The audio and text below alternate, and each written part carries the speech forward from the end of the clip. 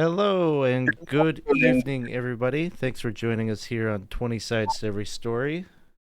Today we are going to be playing a game that was written by one of our 20 Sides community members, The Curse of Irma Gerd, written by David Williams. So, if you watched the stream last week, I had David on for a Talking 20 where we chatted a lot about his creation of this module, some of his literary works, including the book that the module is based off of. The characters come from the Lost Tale of Sir Larpsalot. So, um, if you want to see all that, you can go and check that out on the YouTube channel there. Type that into the chat there. If this happens to be your first time joining us, we would invite you to come and join us on our Discord server. And the link to that is in the chat as well. We run a lot of games for our community, and a lot of the recruitment and information about the games that we are running. It all kind of lives in the Discord server. So if you want to come and get involved with us, it's the best place to do so. So come and join that and look for games to sign up for. Just chat with us about the games that we're streaming. So, yeah, so I think without any further ado, we're going to kind of jump right into things here. So, welcome, players.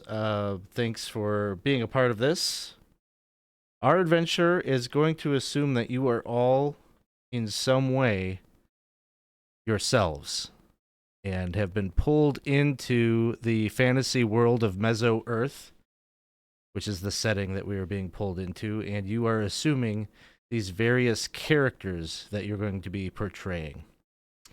So what that means is you know that you've been pulled away from your normal lives and into this world, and you are to assume these characters, and the only way for you to get back home is to be the best version of these characters that you can be, to assume their personas.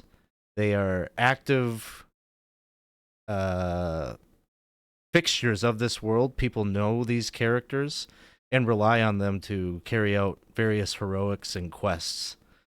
And so I think as we begin, before I get too far into the story, maybe I can go around and have each of you just kind of introduce the character that you find yourselves in possession of this evening. And does anybody want to volunteer to go first?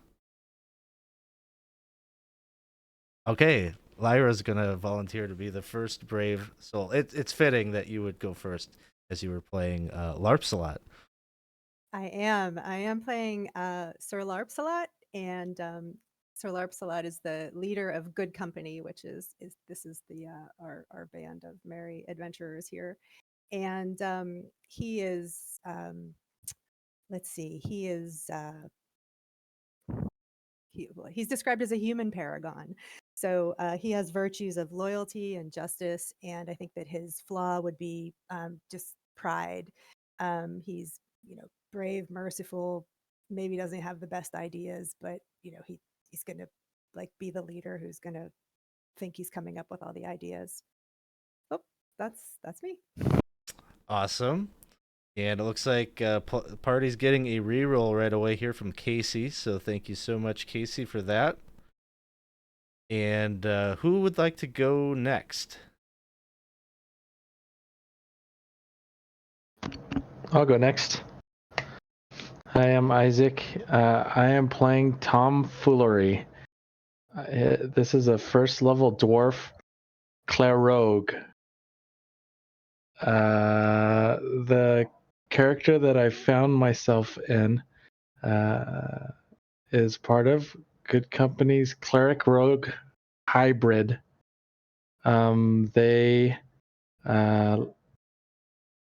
Their virtues are curiosity and playfulness, and their flaw is greed. So I think I don't know. We'll see how that goes. Playing Isaac, playing this character. So, yep, that's who I am. Awesome. And let's see, who wants to go next? I'll go. Cool. We'll go Jeff, then we'll go Max, and then we'll go Cliff. So I'm Jeff, and I'm playing Jeff, who is playing Brutus the Bullheaded. Brutus is a Minotaur berserker. He pretty much runs into things horns first. His virtues are discipline and fortitude, and his flaw is his temper. Awesome. Thank you. Let's go over next to Max. Hello, I am Max.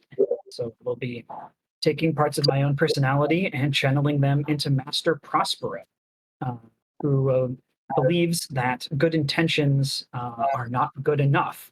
All due respect to the valor of Sir Larpsalot and the brutality of Brutus, but we should really do things with a plan and consider all of the possible angles and implications of a course of action before we undertake it. So he values intellect and strategy, but as with just about every person who's got a big brain, he's also kind of a jerk. And so his arrogance is his flaw. Awesome. And then last but certainly not least, our very own cosplayer. We have my father playing Elvis Presley. I'm Cliff. I'm playing Elvish Presley. Elvish is a minstrel, first level, and even though he's of noble birth, he doesn't like to, put that forth. He rather someone else take charge, regardless of whether people see him as the king or not. And for the first time in my life, I feel like I have some musical creativity that I've never had before. Awesome. So these are the characters. These are the members of Good Company that will be partaking in this evening's adventure. So,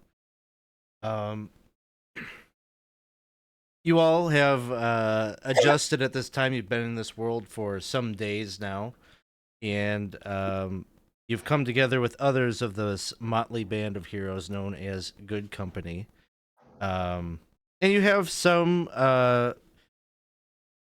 recollection of some of your characters' previous exploits. They have just come off of a big quest to defeat a great evil named Mordred that threatened the world of Mezzo-Earth. That was almost a year ago, from where you are now taking possession of these characters. And since then, the characters have all been kind of off attending to different personal business that they have. They haven't been together for quite some time, and now they're back together one way or another. You all found each other and have reunited, and the reason that you have done so is because you all have received a summons from the distant village of Farway. And you have all been asked to go there because you are needed to help negotiate a peace between three distinct factions that are all basically vying for control of the same territory. So this village of Farway is on the frontier of this land that is known as the Funk. So your characters have participated in some adventures in this area. And basically, up until recently, the Funk had been this kind of weird place where there's like definitely some eldritch power there that had been unleashed. And there are strange, weird, arcane phenomenon that happen there where like gravity will be reversed, or strange little creatures might just kind of pop and apparate out of nowhere. And it smells bad. There's just like it's just like an awful place. But since you all were involved there and you had retrieved the staff of Irma Gerd, the corruption seems to have receded a bit, or it's starting to pull back, and revealing this resource-rich, fertile land that now these different factions that have come to live on the fringes of this blight are starting to take notice of, and they are all starting to have make their claims of whatever it is. And so the three factions that you're going to have to negotiate this peace between are the dwarves of the civilized south, the wild elves of the untamed north, and the kind of secretive, reclusive humans of the disorient. So,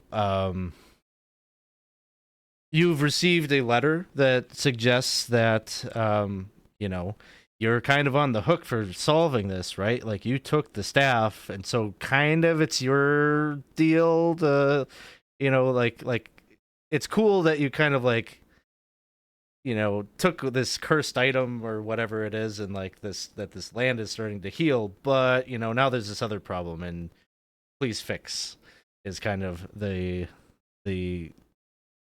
general summation of this letter that you've received. So, you know that when you get to Farway, you are to meet with Amos Tinsman, who is the sheriff of the little frontier town. And, at this time, I would say that any of you who wish to could make a history check to see if there's some additional details that you know going into this situation. I think I can do that one. And thank you so much, Dawson, for the cheer. Appreciate that. All right, so Elvish is doing a history check. That's What was it? 14. 14. Okay. Well, you know that the Untamed North, where the elves live,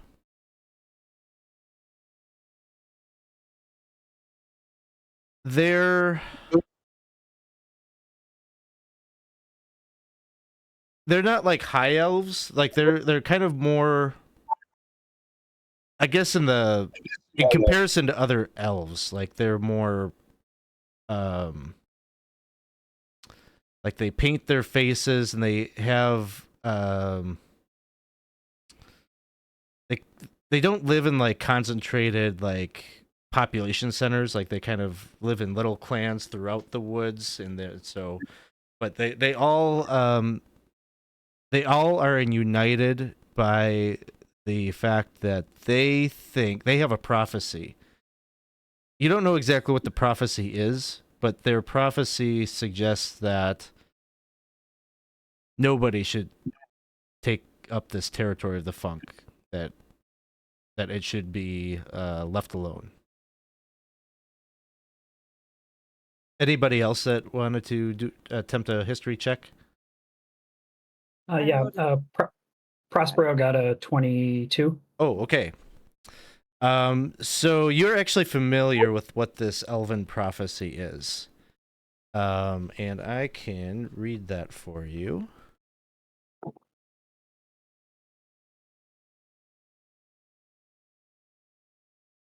So the elven prophecy, which was penned like centuries ago. It's a long-standing piece of lore for the elves of the Untamed North.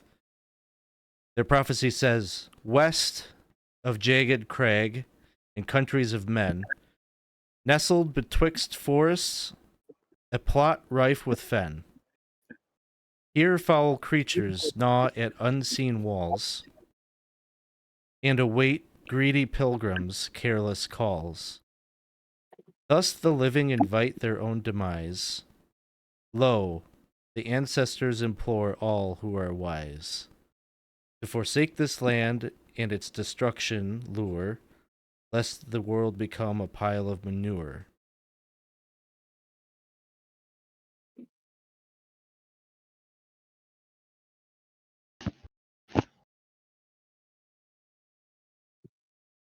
That's a little bit more of a crass prophecy than I'm used to for these such sort of things, but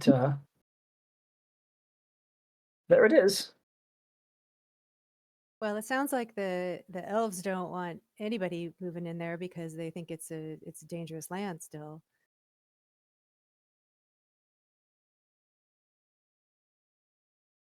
Were there any others that had a history check they wanted to attempt? I rolled I'll a try it. I'll 17. try it. Might as well. Lyra, you had a 17? So you know that you know something of the interests, I guess, of the dwarves to the south. They're very industrious. They hey, Cliff, when you're not talking, would you mind having yourself muted? There's just like a lot of like feedback and such.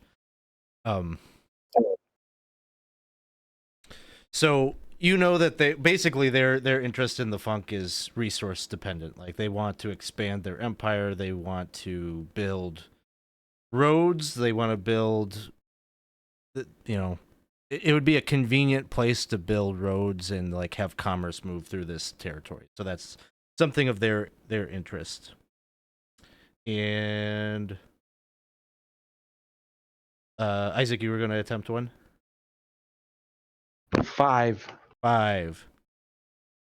Oh. You're shocked that there's a town that people even live out here. Yeah, this is crazy. How do you guys know so much about this place?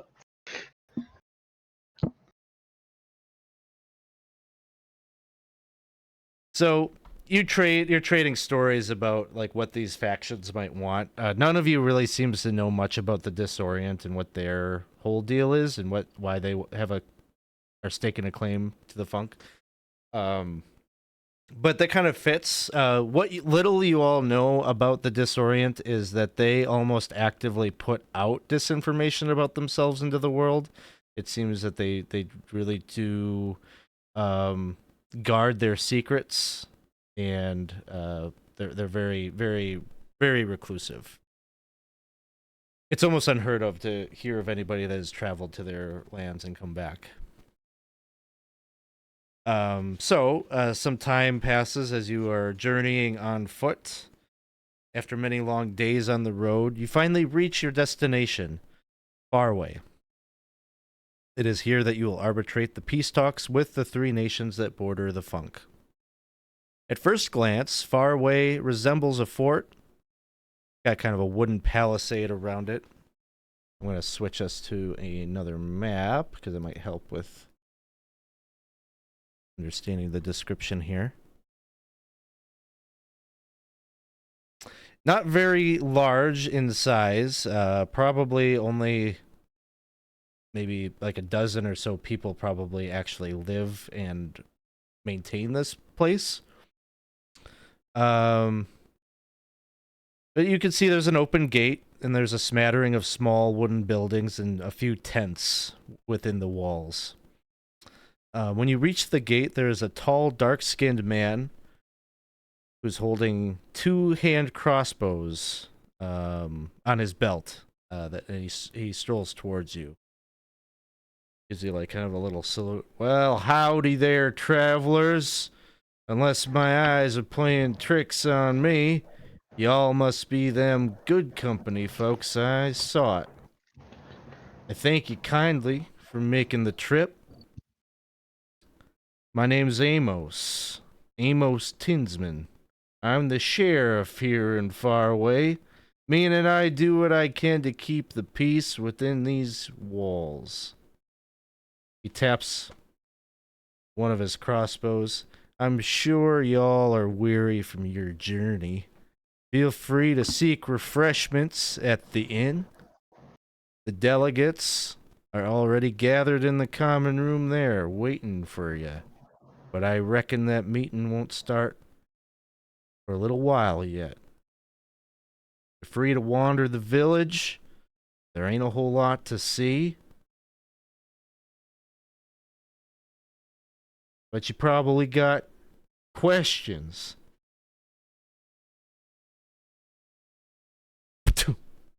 Spits like tobacco or something on the floor.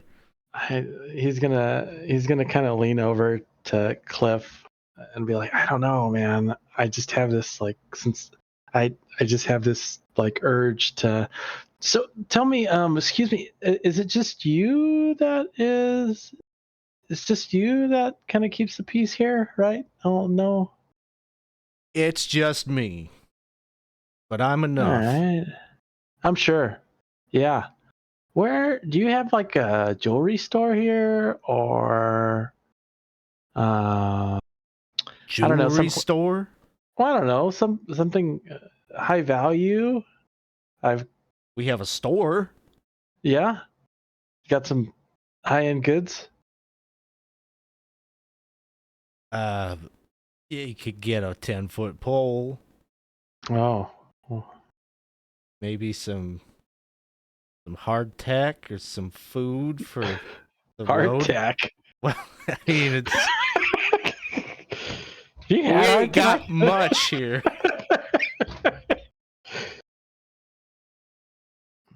You want a fresh Take meal? heart Go there, to the inn. tomfoolery. The hardtack might be harder than a diamond. What kind That's of right. He's gonna look back and look at his notes. Prospero. That's right. what kind of trouble is it that you're seeing here that you're having to keep the peace? Well, we get goblins. Like a goblin once in a while gets lost, and I gotta set him straight. Set him straight, like send him back where he Like came send from. him to the inn. Send him to the inn. Yeah. Is the inn also your morgue?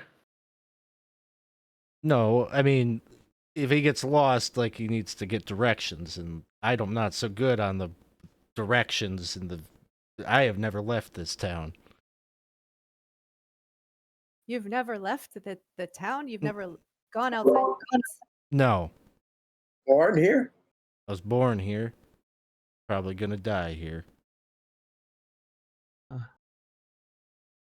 But I live here. I live in the now. Right now, my job is to make sure, all this trouble is going to be coming through here. Our little village is perched right here on the edge of this sought-after land. And all these dwarves and these humans and these elves are going to come to blows if we don't do something about it. But they haven't yet. No, not yet. Not yet. There's still a chance we could get them to come together at the table. Do you That's good. do you do trade with these other folks, the dwarves and the elves? We trade with the dwarves a bit. Yeah, what kind of things do you trade with them? What do they have?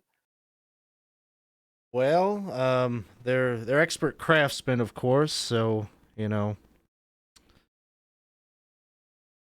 horseshoes, pickaxes, anything metal that we need here in the town. It's probably forged in the mountains.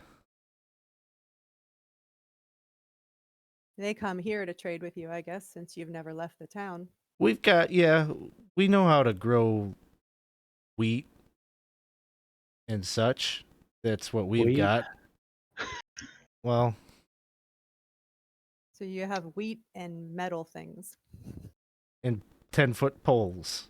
10-foot metal poles. We've got a tanner. What are you tanning? Deer hides and such. When they wander in, you hunt them? I set them straight.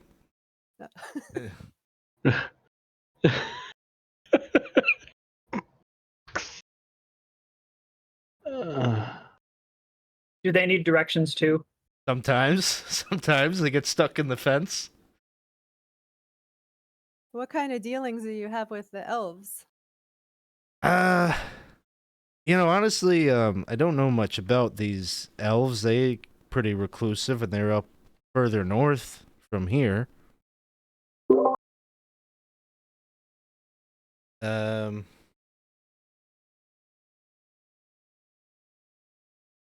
How did they get these three factions to agree to come to this meeting place? well, I think at the end of the day, they're looking to see that a peaceful resolution comes about too. They just want their chunk of the pie. Hmm.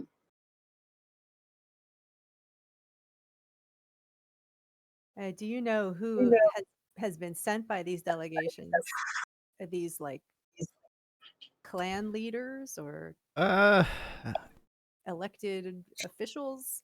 Probably more like diplomats. They probably they've got the respect of their leaders. They're sent as their proxies. There's three of them: a dwarf, an elf, and a human. Dwarf, he's a little bit on the chipper side, if you ask me. He's very almost too friendly. Kind of don't like that. But maybe you like friendly folk and you can get on well with them. I'm a dwarf. You seem fine. You're not trying to Yeah, become my friend or get too close. Good personal space. that's good. I like that. So in the tavern, which one is the tavern? It's you point to this one right here, F6. So right now, would you say there's any I don't know, prosperous visitors, Probably those three. All right, they look like they were pretty well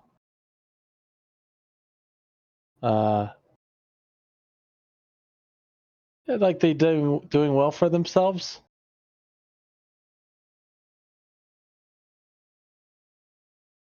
Amos, I care. Amos, Come I on, care. fella. You can't be asking me that. Like, go ask somebody else that isn't a lawman. Now I gotta keep my eye on you. No, I don't want to be this way. He You turns around really and should. You really should keep your eye on Tom. Have you seen him do anything kind of shady? Is he the one that's No, always jamming you guys up with problems, and then you gotta go on side quests to bail him out of a jail? Oh no. He's a good party member, and I'm gonna put my hand on his shoulder. And like, why don't we have a little talk? yeah, thanks, Larpsalot. As we're walking away from Amos. I can very confidently tell you that I have never had to bail him out of a jam once. Tom just likes to have some fun once in a while. That's all. He's just interested in security, like you are. Oh, good. he's just always in the way. Well, I guess these other people are pretty well off, you could say. There's the elf. She wanted to tell me something about the prophecy, and then I should tell you guys that it's imperative that nobody takes the... I don't care. She's just trying to get an in, I think, and I told her to bugger off, and I set her straight, and I pointed her towards the inn, just like I'm trying to do with you guys. Oh, and then there was the human. Human, I think, wearing a mask, wearing real kind of cloak. I assume there was a person under all of that fabric, but they're at the inn as well. They didn't say one word to me. Amos, what do you think would be the best outcome of these peace talks? Like, what does Faraway, the village of Faraway, want to happen? Well, I think the best thing is that everybody goes home happy and gets exactly what they want. It's probably not going to happen, huh? Well, it sounds like we might need to make some compromises happen. That'll be fine. Well, I would say we deal with these dwarves. It'd be kind of nice if we had something more than wheat going on here. So if they started building some roads and invest in this area, that'd be kind of good for us. Maybe you can give them like a bigger piece of pie. So you think that the area should be split up into pieces? Well, I mean, I kind of prefer not to be neighbors with the humans. Or at least they kind of give me the chills. Something kind of odd about them, but if it keeps us from going to blows, you got to do what you got to do. I leave it in your capable hands. Do we know, is Amos a human or? Yeah, he's a human. Okay. Is the town, the village, it's a human, primarily human village, or is it a? I think it's kind of a mix. Okay. Does Amos know that Amos is a human? He does. But again, remember that the Disorient is like its own little nation. Like they're kind of like odd to everyone. Everyone that isn't them. All right. Well, thank you, Amos. I appreciate you. Don't be getting friendly with me. I told you how I feel about that. Come on, guys. He set us straight. Let's go.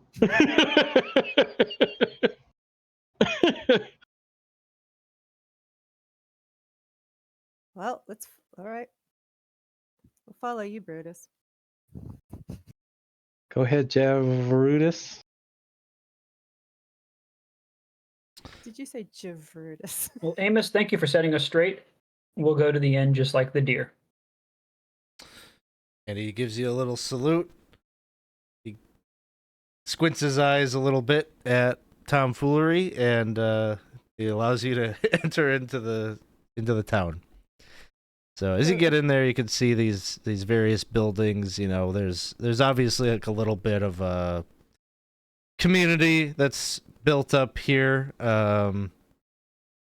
You can see the tanners. There's like a little chapel. A little we see any store. People? Are people left? Or There might be like an errant person that's coming out to like throw a bucket of scraps out in the compost or whatever, but it's not. It's pretty sparse. Like you get the sense like this is this really remote. Hardly anybody lives here. Like the only people that would maybe be mulling about would be like visitors or people that are traveling, just needing to like stop here for the night and then move on to their next destination. But yeah, you get the sense there's some sense of life. Little chickens kind of roaming around free range. So, Max, question. Yes. So we're trying to keep the peace, right? This is why we're here. Yes. Okay. So I'm assuming you already have a plan for that. I've got part of a plan. What is it? Figure out what everybody really wants, especially those humans who none of us seem to really understand. I think that will be the hardest part, but perhaps the most rewarding. So you think they have a agenda. Oh, I am sure that everyone has an agenda. And they Mhm. who seek to hide it most of all have perhaps what may be the juiciest agenda indeed. We know about the elves and their prophecy, and unfortunately, we're going to have to hopefully prove it false so that we can get everyone to the table and to an agreement, because obviously the dwarves are going to want the material wealth that is in this funk. They're going to want that funky material. And that's a complete opposition to what the elves want, and I can't imagine either side wanting to budge, because otherwise, why would they have called us? So we will have to get everyone to budge a little. That's the outline of the plan, but putting it into action, well, I haven't quite gotten there yet. Okay. Part of a plan's better than no plan. That's good. Just letting you know, keep an eye on me. I don't have control over what I'm doing. I do not want to do what I'm doing. But if you see me doing something stupid, please stop me. Okay? Just letting you know. Okay. All right. Thank you. We should go to the tavern and check things out. All right. Yes. Sir Sure? Larpsalot? Sir Larpsalot, do you want us to go straight to the tavern, or do you want us to go look at something else? I think we could go to the tavern. I would like to know though what kind of changes have been happening in the funk, what people have seen since the last time we were here. If the dwarves think that there's some value to it. I mean, we know the last time we were here there was no value to it. We just needed to stay away from it. So that might be interesting. I don't know who we could talk to about that. Amos doesn't leave the town, so he probably doesn't know. But also, it would be so nice if we could get everyone to just share the space and live in peace together there. That would be the ideal outcome, I think. I'm sure under your leadership we'll get there. Yes, sir, that's right. Yes, she's never led us wrong so far. Okay. What? All right. So you set your sights on the Winking Cyclops, Farway's only two-story building. The Winking Cyclops has sort of a rustic charm to it. The sign outside that bears its name is a poorly sketched visage of the creature that you know as a Cyclops that seems to be kind of gesturing for patrons to be welcomed into its doors. I'm going to move us onto a different map here. And I suppose it would make sense. I got tokens for you all that I could drop in as you're making your way into the tavern.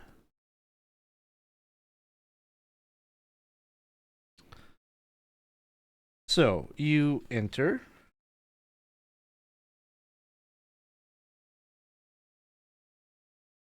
And you can see that there's just a handful of people in here that turn to regard you as you enter this spacious and surprisingly tidy common room. The bartender appears to be a dwarf who gives you a cordial nod and breaks the heavy silence by saying, "All right, MacGuffin. Finish your drink and be on your way. Looks like the peace talks will be starting soon." And you can see that there is an elderly man at the end of the bar over here, who apparently is named MacGuffin, the person that she is addressing. The elderly man sitting there takes a small sip from his mug and seems to kind of pay her no mind. He's, I'll be going when I'm going. The other occupants turn away. You can feel them watching you out of the corners of their eyes. There's clearly three distinct characters in here that are different than the others. There is a dwarf over here, a middle-aged dwarf with a broad smile and a big belly, who's sitting on a stool over here, tending to his drink. Off to the left, over here, you can see a robed figure with a mask on who's standing, like, unnervingly still, like, facing the window, like, looking out the window. And then around the corner over here, you can see that there's an elf with painted painted face, and she's wearing kind of patchwork of like leathers and a cloak, and she's got like a tankard that she's like clutching. She's not drinking it. She's just like looks like she's like very on edge, just looking around, maybe looking at the other two delegates a little bit suspiciously.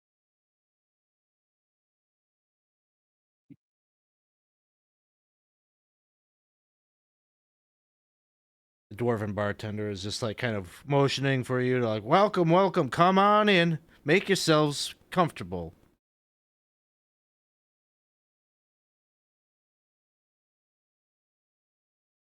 Well, should we divide and conquer? Sure. I'll help the old man take his yeah, I'll help him sir. And he'll move straight up to the old guy.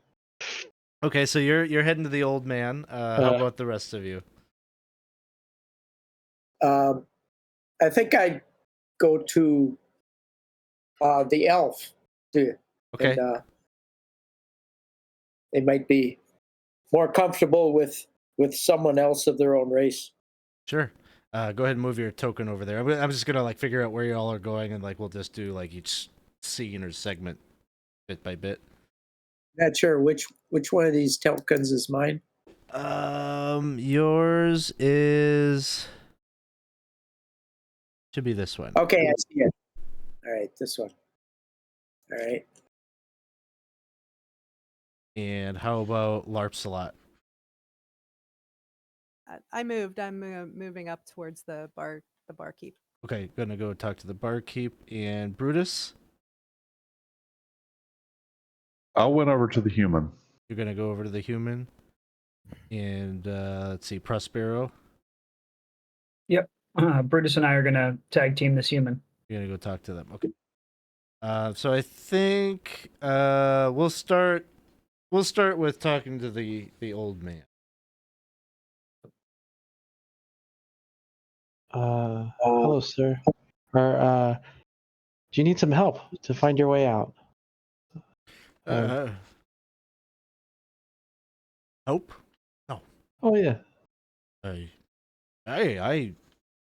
I don't need any help. I've got a lot of gas left in the tank. I'm only getting started here. He's gonna hop on the stool with his little legs kind of kicking back and forth. Oh, this is nice. Oh, get him. What would you like? What would you like, Sonny? What do you, Sunny? Okay. Hey, can I please have a drink, please? Why are you talking like that? No, sorry, I'm just kidding. Call me Sunny. He pinches your cheek. You Stop. little stinker. Yeah, Oh no, I've chosen the wrong person to go talk to. Yeah, it's like the barkeep like grabs you a ale or whatever you want. Yeah. And he throws some coins down on the table. He says, "Hey, you like riddles?" Yes, I love them. Oh, okay. Well, let's play a little game, and there's a prize in it for you if you can guess all of my riddles. Oh, great. Mm-hmm. Sounds good. Let's begin. Okay. Are you ready? You want to have drink up? I'll have a Helps. little bit. Yes. Okay. Okay. So here's the first one. What's older than dirt, smells like stale beer, and seldom moves from this spot? Older than dirt. Uh-huh. What were the other ones? I'm sorry. Smells like stale beer and seldom moves from this spot. Older than dirt. Smells like stale beer. And seldom moves from this spot. You? Correct. Just kidding. Oh. Okay. Number 2. What's golden and frothy going in and golden and frothy going out? It's ale, of course. Oh, It you're tastes like- good. You're so good. Ooh, Okay. it tastes kind of similar too. All right. Last one. What's in my pocket? This is an oldie. This is a good one. An oldie. Do I get? Oh, no. The riddle is, what do I have in my pocket? It's a classic riddle.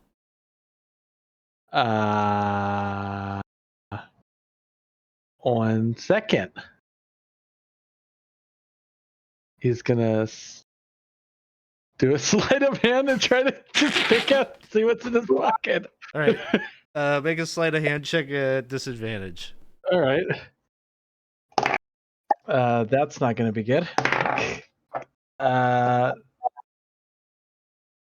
9. Go to like reach for his pocket. He just slaps it his way, and he's just like, "We're just getting to know each other." No, I don't. What is in your pocket?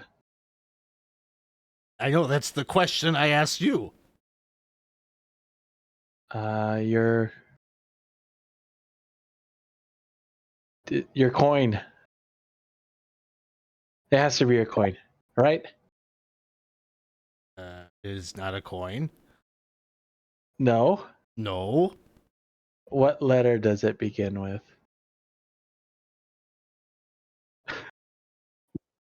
Make a charisma check. Like, it could be persuasion, it could be intimidation, whatever. All right.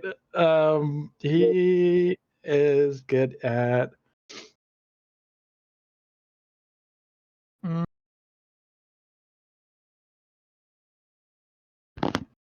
Persuasion. That's what we'll do.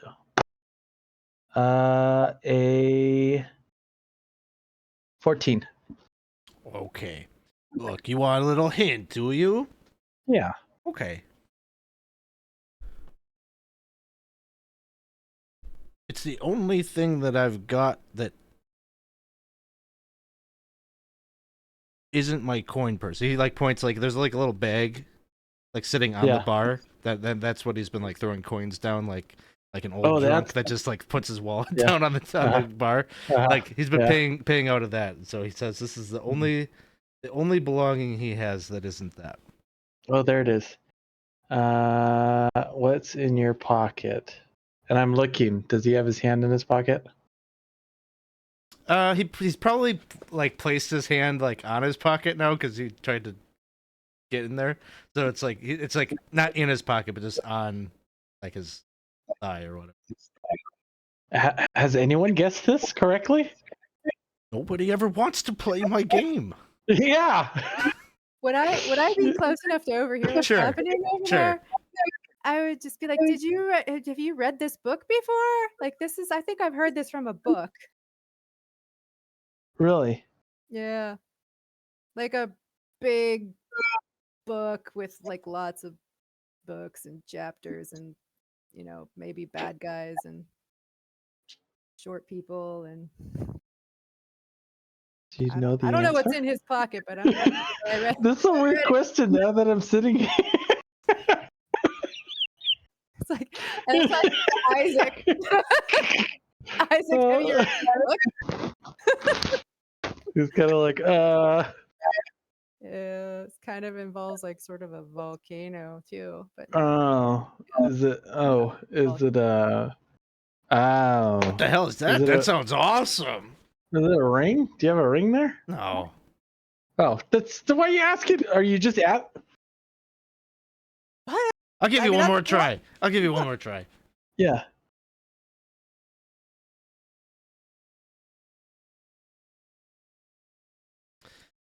How about we'll move off of this. Yeah. I'll give you some time to think about it. And we'll move over to Brutus and Prospero. So the two of you make your way over to this figure that's standing by this window. They seem like they're just draped in shadow. You can't tell how old they are, confirm if they are human, what their gender is, nothing. They seem like they're probably healthy, standing upright beneath and wearing this flowing black robe. You look, you can see a mask without eye holes or an opening for a mouth beneath the hood. As you approach, it doesn't even like turn to face you. You just hear a voice says, "Well met, good company. Welcome to the Forbidden Frontier. Or should I say, welcome back."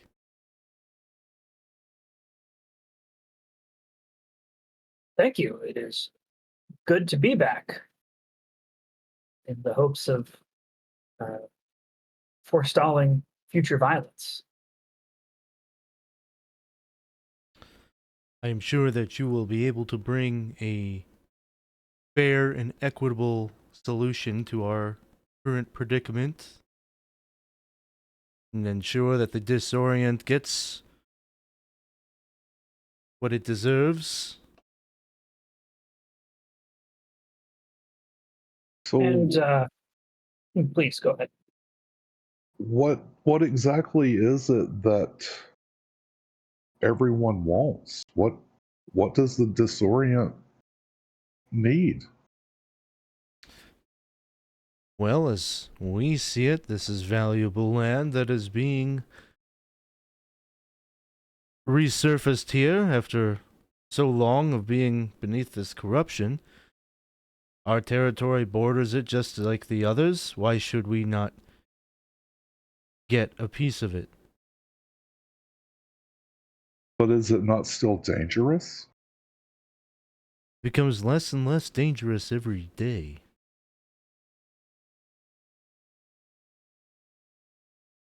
The corruption is receding, giving way to fertile land. Let's say you were given a full third of this land, contiguous with your borders. What would you do with it? That is for us to know.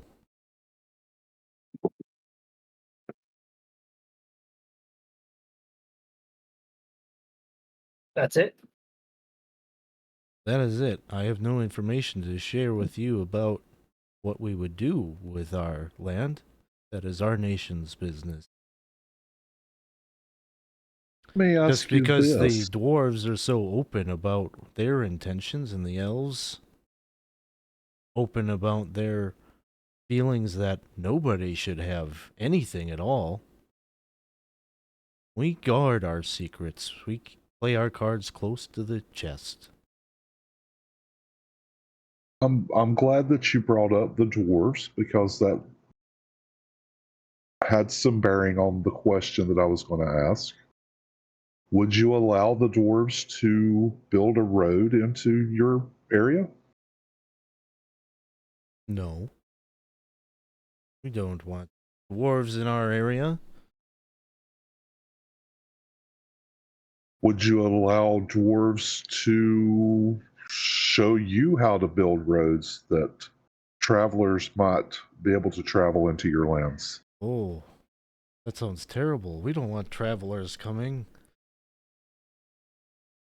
Maybe part of having all this land is to make sure that we keep people out. We could maybe build a big wall. That sounds pretty good.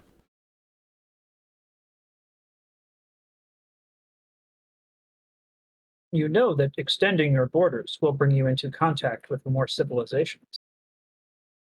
If you Oh, wish to remain isolated, would it not be better to take none of the land? but then they're just going to build right up to our already our areas that we already control. The way we see it, we should get 1/2 of this territory. The elves aren't even interested in it. We would be willing to split it with the dwarves. Prospero, I'm liking this one's ideas on building a wall. What if we just build a wall around the whole thing? That would take quite a lot of time. Or as I understand it, it is a very large piece of land, and thus why we have three parties who are interested in what goes on there. Other than part of it borders your current territory, do you have any other sort of claim to this land? Our claim is as legitimate as any others. That is not the question I asked, sir. Our claim is that we were willing to go to war for it. If it should come to it.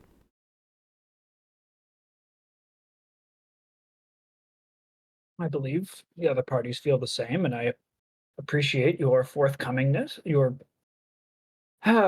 somewhat forthcomingness, but at least interest in a diplomatic solution. Is there anything that you wish us as good company mediators to know? The other two factions are very distrustful of us because of our secretive nature. This one has very little faith that these negotiations can be successful, but we will listen to the proposal that you come up with an open mind.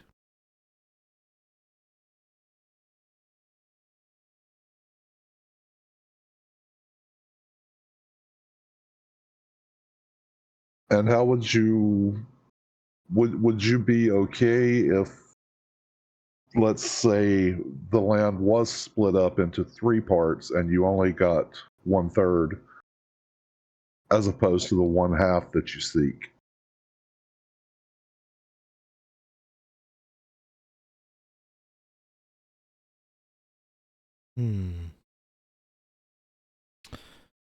One or both of you could make persuasion checks.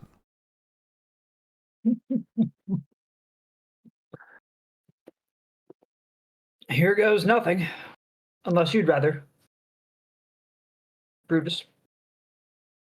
Well, I have a -1 to persuasion and rolled a 1, so my persuasion would be a 0.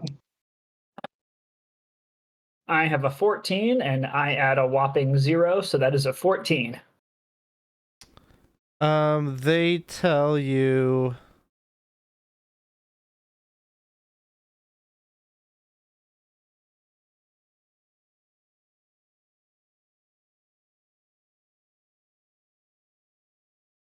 as long as no other faction receives more land than the Disorient, they could accept that.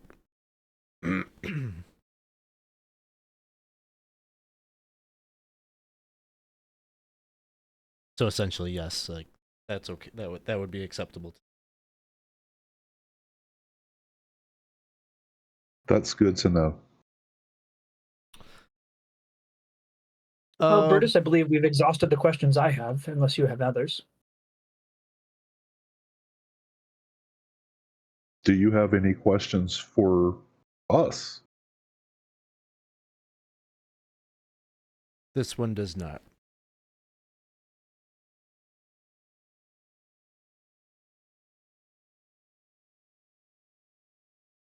And I think Well, then we thank you for your time. And like this whole conversation has been with its back turned to you, and they're facing out the window, so there isn't even like a nod of acknowledgement or anything. You just get the sense that they're done with the conversation. And we will pan the camera over to Elvish Presley, who is approaching a long-legged elf wearing simple leathers, sitting by herself at this table. She's wearing green and brown stripes of war paint that cover her face, and a pair of feathery tattoos that drape down her arms like wings. Her lips twitch. She doesn't actually smile at you, but she stands and says, "Good company, yes? I am River Eagle, and I represent the elves of the Untamed North. Greetings. I am Elvish Presley. I've never visited your land before. It sounds like it would be a very nice place to go. Um, Would you're- be a very you're- nice place to go, and we need to make sure that it stays that way. Well, you think it would not stay? Uh, what would be the problem? The prophecy. The prophecy suggests that no one should occupy these lands. Oh, the lands in dispute. I was talking about your own land that you live at up north. Um, the lands in question. What is there a curse or what is the prophecy in reference to that would cause such a cause no one to be occupied at all? Well, I don't know exactly how it works. I just know that smart people from long ago came up with this prophecy, and it has been a guarded secret of our people for a long, long time.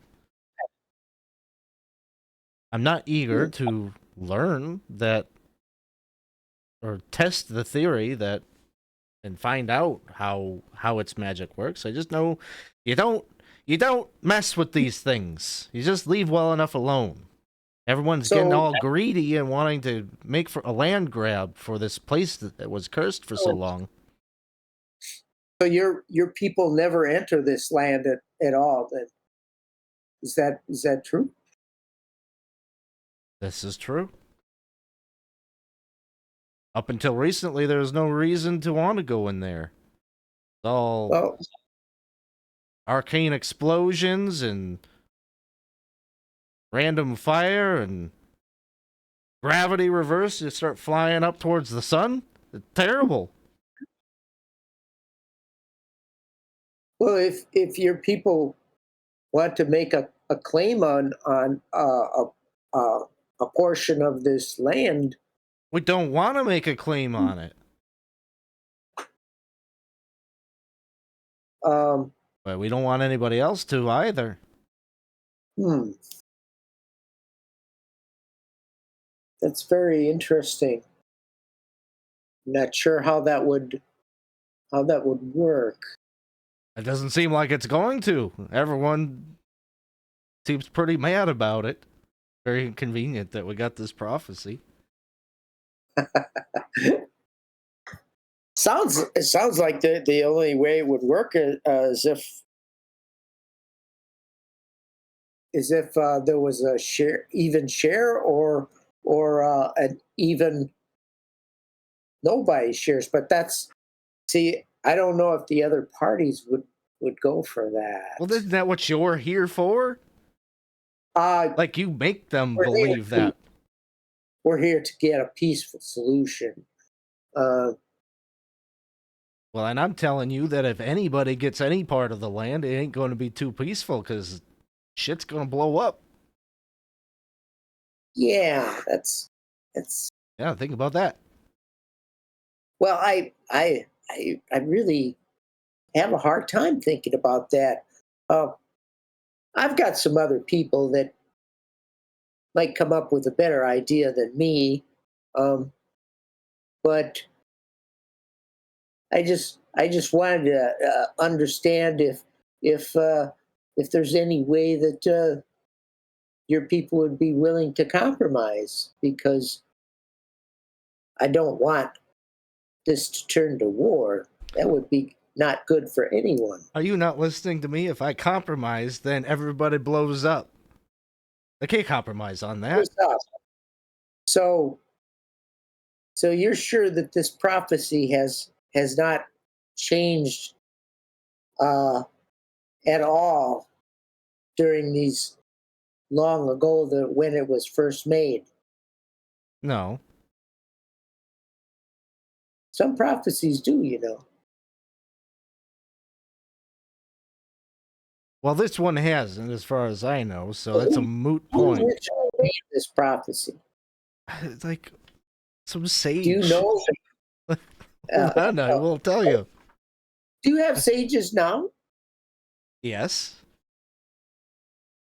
This one. And they have continued to agree with this past prophecy of ages ago. Yeah, we all believe it.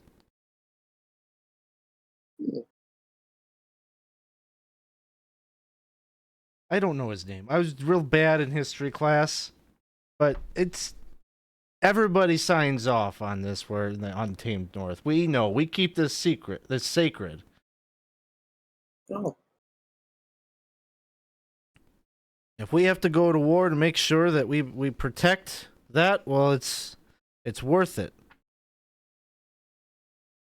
so this secret is would this secret be something that would persuade the other two to change their mind about wanting this land? No, of course not, because it's an elvish. I see it when I talk about the prophecy in people's eyes. They just kind of roll. They don't believe in it. They Hmm. Well, I understand prophecies. I've heard a few before, but if there's got to be a way to persuade the others. Well, you're like the face of good company, aren't you? Like you could probably convince those other people to come to see reason. I mean, you got your nice hair there and your glasses. Like, yeah. I'm one of them, but I'm not the leader. Uh, but I could talk to our leader and find out if there's any way to compromise with the situation. Good. Thank you. So you take me seriously, like you believe me. Well, I believe that something could happen, but I don't know if we can persuade anyone else. Uh, so this is prophecy is would affect worldwide. Worldwide. Is that worldwide? I can't. It doesn't get bigger than that. So it's, everybody's lives are on the line here. So you have to convince them. Mm. You don't seem very stressed out about this. I feel like you should have more anxiety about the weight of what I'm telling you. Well, I'm nothing has happened yet, so you know uh, we're all trying to come to a solution. Uh, I'm I don't think uh, if I stress out too much, I don't think I would be able to be very persuasive to anyone. Okay. Level-headed, you're calm, collected, and you're cool. I like it. That might work. So she kind of like sets you with a word of encouragement. She's very hopeful that you will be able to negotiate with the others. Let's turn back over to the riddle, where Larpsalot is lending some assistance to Tom.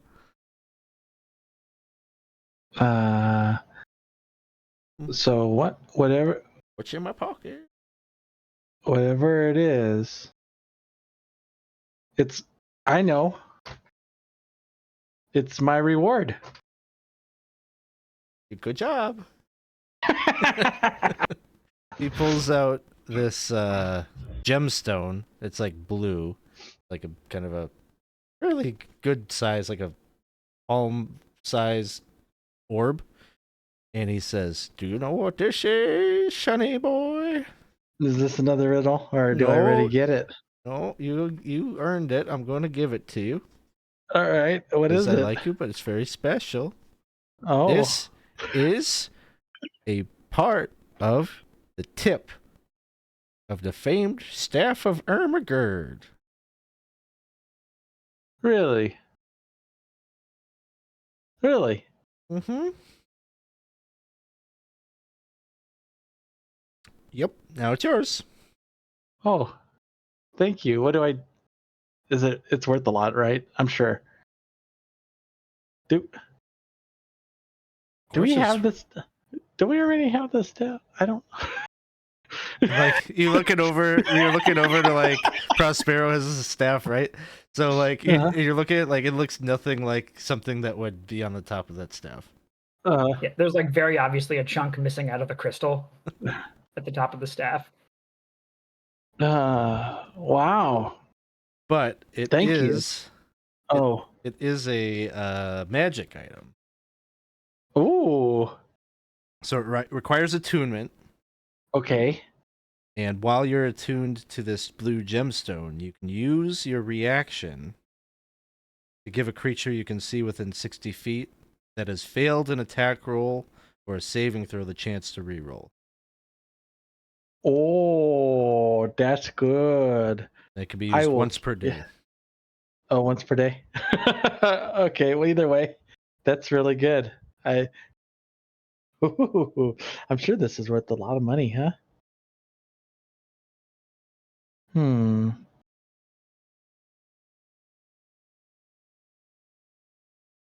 Oh, you got some rerolls from the old store, huh? Cool. I can add that. There you go. Thanks for the reroll. So then let's go to Larpsalot. Oh, greeting, fine townsfolks. How are you today? Good company has arrived to try to fix this mess. Well, it's a good thing. It's a good thing. These three have been just... You can see how spaced out they are. I can feel the tension in the air. Is this the barkeep This is- saying? yeah, you were talking to the dwarven yeah. barkeep. Yeah, Yeah, she's been kind of watching with some amused interest at this riddle game that was being played. And I'm gonna look over to the guy, the human, and say, "What's with all this?" To the barkeep. Oh, to the barkeep. Yeah. So she says, yeah, that is a bit odd, isn't it? Them humans from out west. I think they're so secretive that they just don't want you to really know anything about them. And so the best way to do that is to cover themselves up and do the whole mask thing.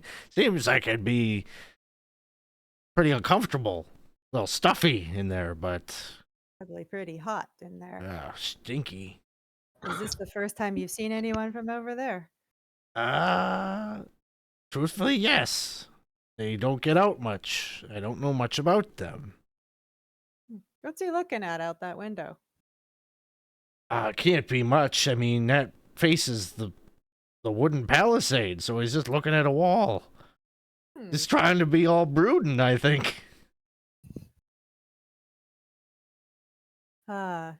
And let's see, who else is in here? Who are the three people over in the top right corner? Are these just your regulars here? They're just passers through. Oh, Yeah, no, they're not from here. No. they're not locals. What time did they get here? Did they get here around the same time as the delegates? Yeah, well, no, the delegates have been here for a bit. These folk just checked in just about an hour ago. Oh, they're staying here at the inn? Yep, they got a room upstairs. Can I go talk to the dwarf? Sure. Can I talk to like them at the same time, like where I would be? Yeah. there? He's like you're talking to the barkeep, and like he's just like 10 feet away, so he's like already like positioned, like looking at you, big smile on his face, and big belly. He's got kind of a just like a chin beard, like almost like it's like a starter. Like he's just starting to grow his beard. He's probably like doesn't have like a big full dwarven thing that you are accustomed to maybe thinking about when you think about dwarves. He's dressed finely in tailored attire that includes a polished brass belt buckle and a red cape with golden stitchwork and bearded braided beard. I would say you're the representative from the South. I most certainly am. Name's Gilbert Goldbarton, and it is my honor to serve as delegate of the civilized South. Yeah, let's get an ale for my friend here. Well, and you must be Larpsalot. I am Sir Larpsalot, the leader of Good Company, and these are my companions. And I look around because I'm kind of like, I don't know why they're not with me. Well, it seems that they're already attending to the business of the day, which is to get to a negotiated settlement to our little dispute that we have. Well, that's the goal. So, what is the position of your people?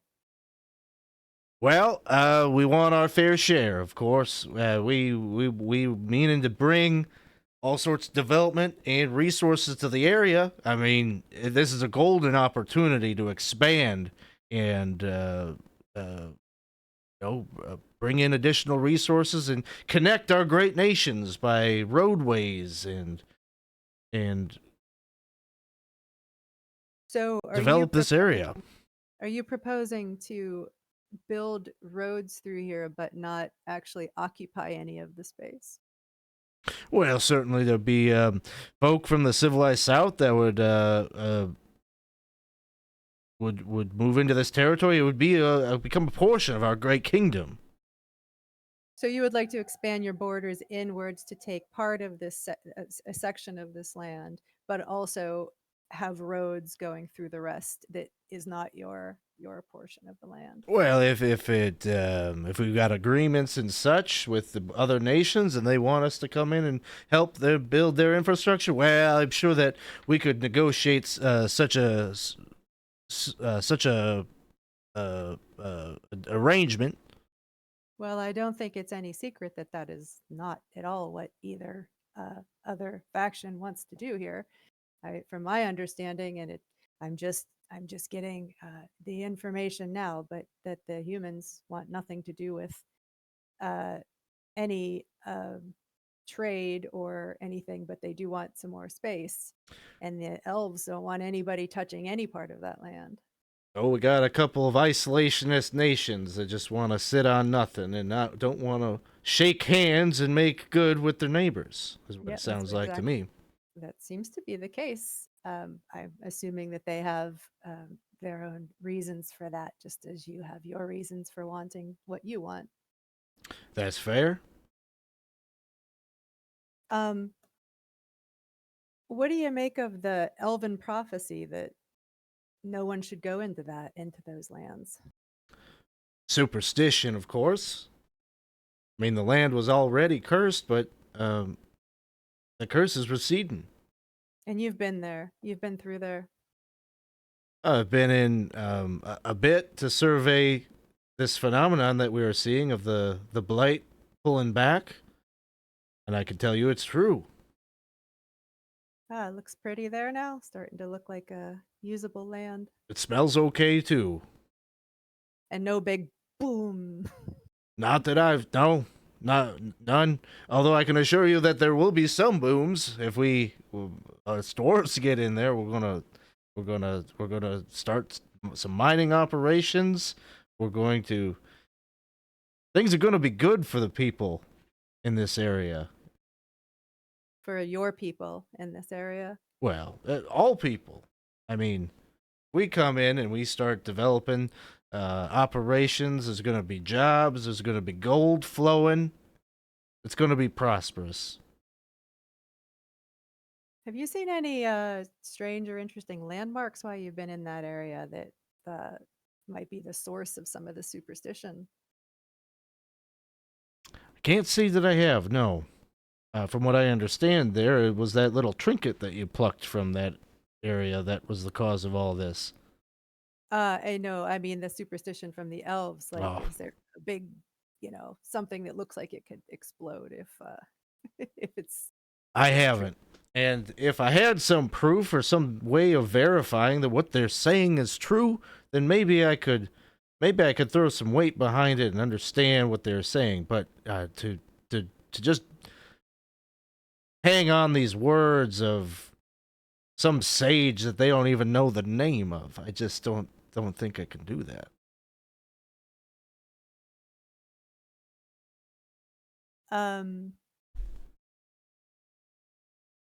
I want to kind of go like everybody and kind of it's like excuse me for a Okay, moment.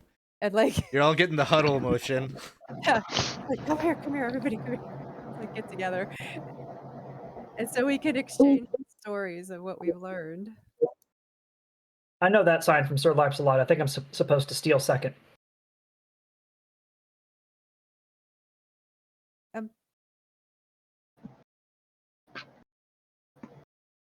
Gem. I have a gem now. Pretty cool, huh? What's it for? Fits in this Me? We talked about this. for me. I didn't even notice you do it. You're really good. He gave it to me. I didn't even have to steal it. He caught me. I went into his pocket first. So he caught me, but and he gave me a beer. One of these days somebody's gonna do to you what you're trying to do to them. In fact, do you still have your gold? Yeah. Do I have still my gold?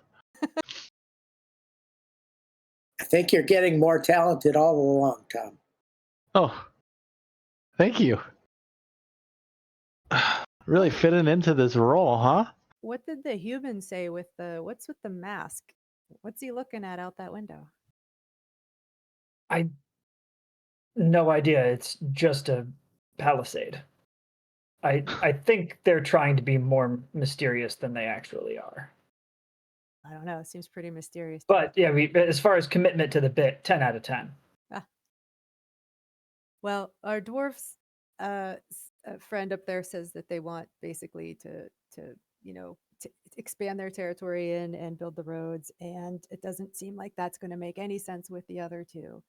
He mentioned that if he could find some evidence of this dwarf elven prophecy, that perhaps that could change his mind. So I asked if there was any landmarks or anything that looked like it could trigger a big explosion, but he said he didn't see anything. Well, the elves really believe that there is going to be devastation all around if someone moves into that territory, and they're not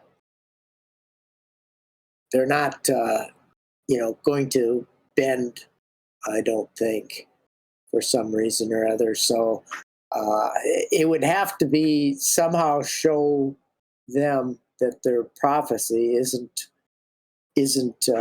for real, and I don't know how you could do that actually you without. Think the prophecy isn't for real? It could be, prophecies, but lots of What's the way? sages have made prophecies in the past, and the good ones, come true, and some sages,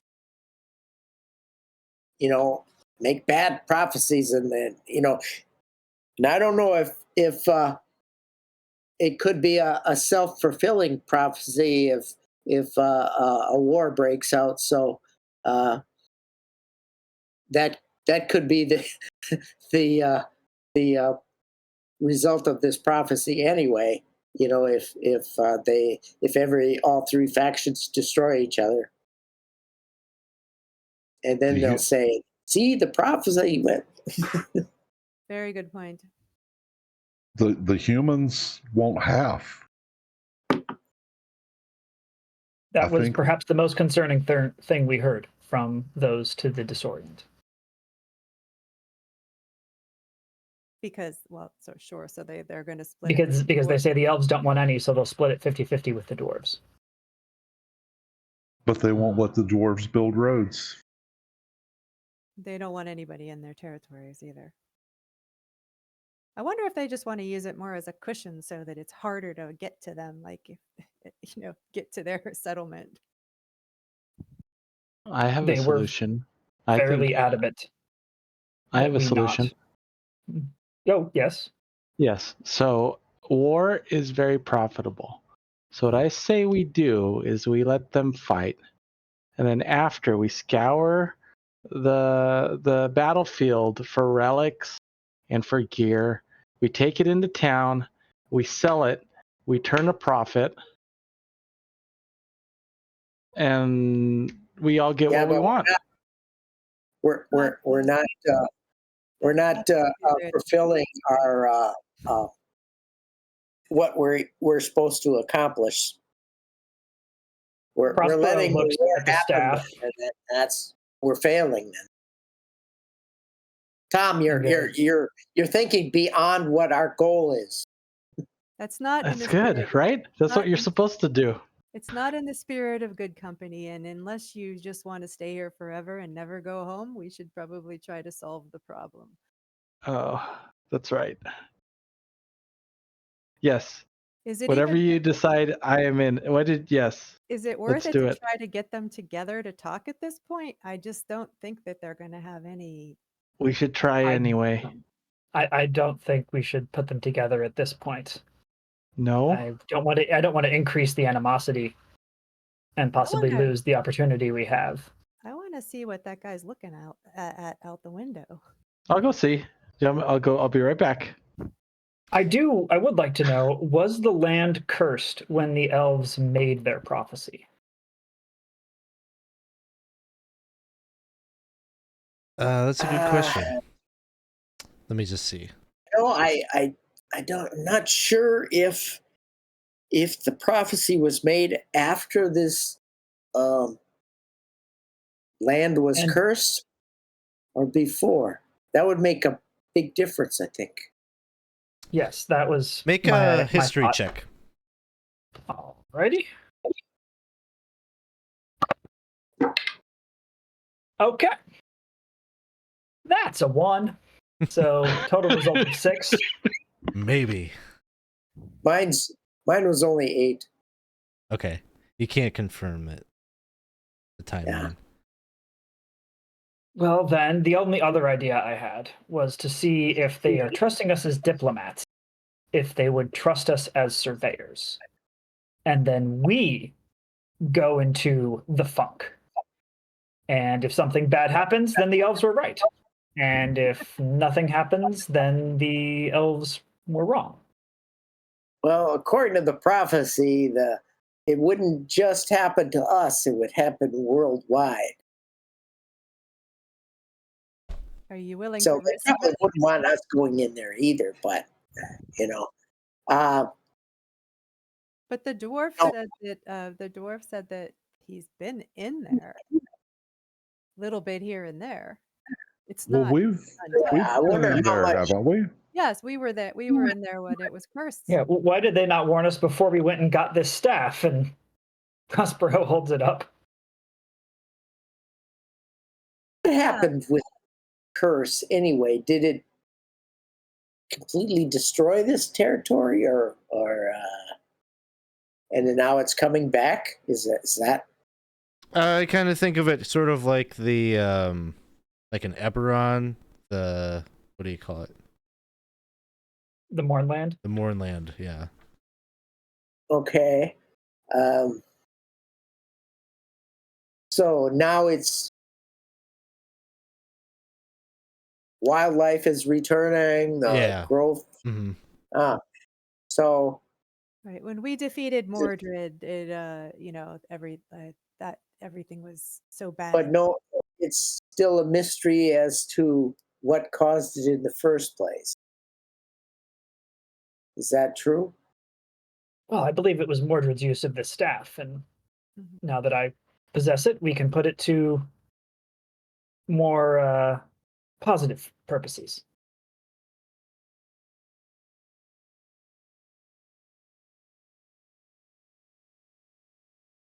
Perhaps this has something to do with the staff itself.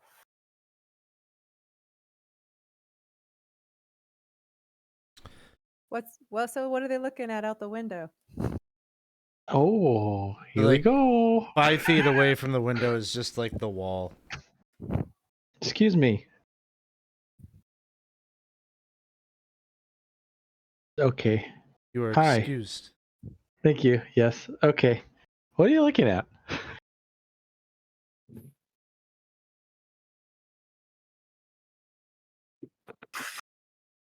Thinking. What are you thinking about? You're a diplomat, right? I am. This one is a diplomat, yes. Yeah. I am too. And you know what diplomats need? Trust. Right? Those are your words. Yep. That they came out of my mouth. That is correct. So I say we trust each other, right? Like, you want some of this. I hear you want some of the land, right? That's good. Half of it.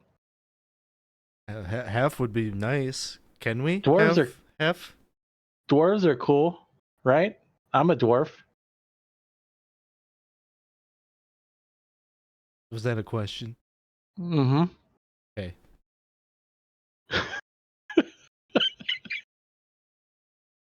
All right. So I'm a dwarf.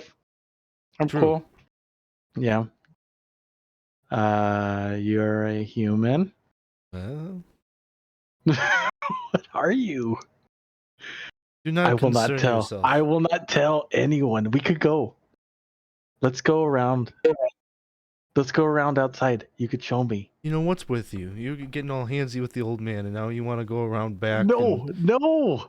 I'm gonna tell you. My name is Isaac. I'm not even this person. What the hell how many S's in that? It doesn't matter. My parents hated me. They spelled it wrong. I haven't got a name with my name spelled right. I can't go to Not Spray Farm and get my name with a pencil on it. Okay? But that doesn't matter. What matters is that we need to get this going, and I need your trust. I told you something about myself. Okay. I trust that you will make a good decision about the negotiations. What are you looking for here? The fishing expedition. Yeah, Yeah? You want me to Yes. tell you a secret? sure.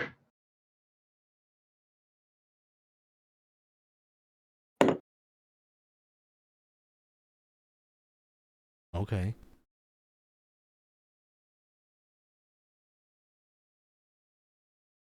I don't think that these negotiations are going to work. Yeah, me neither. They're doomed It's to not a fail. secret. Oh, everyone else thinks that too, huh? You're gonna end up going to war, huh? Yeah, it's kind of a zero-sum game. What if we maybe check things out? He's gonna look back to the rest of the group. We're doing it. We got it, guys. What if we work things out? Our group goes and makes sure everything's copacetic, and we work this out. What the hell does that mean? Does that It's mean I like get my cool. half of the land? Probably. Well, I don't know. You know, I can go back to my people and I could say, well, it seemed like probably we've got a deal. I don't know how that's going to go over. I mean, I'm willing to do it, but I don't know what happens after that. Good call. Thanks for helping me out. You know, it seems like the elf is the problem. Why don't we just take out all the elves? That you don't want to say that. That's not nice. This is a secret. This was a privileged conversation. I'm just thinking out loud. Okay, forget I said that. Okay. All right. Well, thanks for chatting. You didn't? What, are you just thinking? Okay. Yeah. All right. See you in a little bit. Bye. Can't get a drink. What am I supposed to do? I can't take the mask off. It's nothing else to do but they'll stare at this wall. Oh, you could. Do you want me to get you a drink? Oh. Do they have straws? I'm sure. Probably get a straw thing going. That'd be nice. I gotcha. I'll be right back. Okay. So you All right. leave. What are the rest of you up to? It's not. I'm not. I'm waiting for it to be like literal straw. Yeah, here's some hay. That's what we're good at. Wheat and hay. I mean, I think it's pretty rude that this guy won't even turn around and face people when he's talking to people. I mean, that doesn't seem to be a very upstanding kind of thing to do. Even the elf over there, who seems pretty skittish about being in a town, is is willing to talk face to face to somebody. Maybe these people have some quirk about their appearance, or don't want to see, be in the presence of others outside their own. Who knows? You seen Jeff? He's a minotaur. I know, but they are isolation, so they don't even want to. The representative doesn't even want to, turn and look at anyone. So it's hard to negotiate with anyone like that. I've got an idea. Yes, please. The shutters are open on the window. I'll go outside and stand at the window, and then they'll either have to face me or turn around and face you. You're I a think that's genius. a brilliant idea. So Brutus, you're going outside and you're gonna go to the other side of the window and stand like right in front of it. Maybe he'll just pull his hood down. You just hear like a sigh, and like he just turns like 7 degrees to the left. Is just slightly off kilter, like facing out the window. This is a big hood, huh? That covers.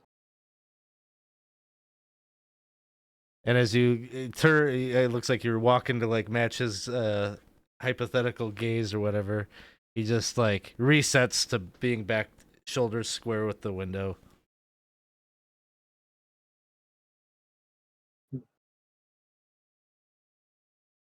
I'm just right up in the window now. So the two of you are just like inches apart, and he says, can I help you?" Just wanted to tell you that you're being rude. Oh. Yeah. I will take that feedback and sit on that. So you're going to quit standing and sit? Oh, I'll come back in and sit with you. If that will help this whole process go faster, I'm willing to sit.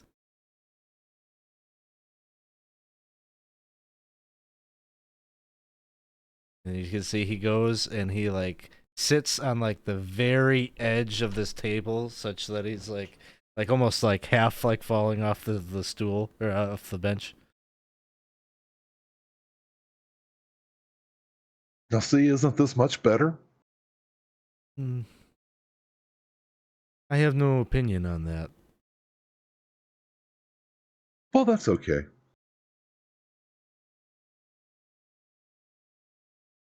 What did Tom say to you when he came over here? I cannot reveal what we talked about. Don't believe anything he says. He a known liar and a fibber, a flip-flab? He just gets in the way. Oh. He's always underfoot.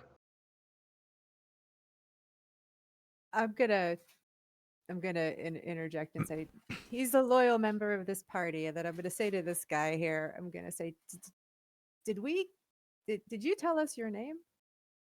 No. Could you tell me what your name is? No Do way. you have a name? No way. No way. That's your name? No way? No way. No way. Okay, no way. Mr. No way? I thought your name was this one. No way. This one, no way. Oh, Mr. No way, will you have a conversation if we bring the other delegates to this table? Okay. Okay. okay. So yes, a straw. A straw, please. And like you want straw, go to the stables. What the hell are you talking okay. about?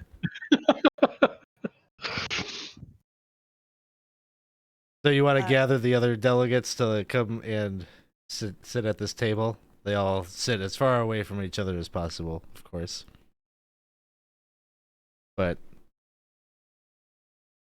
is one of you like facilitating, or are you just getting them to the table to start talking to each other?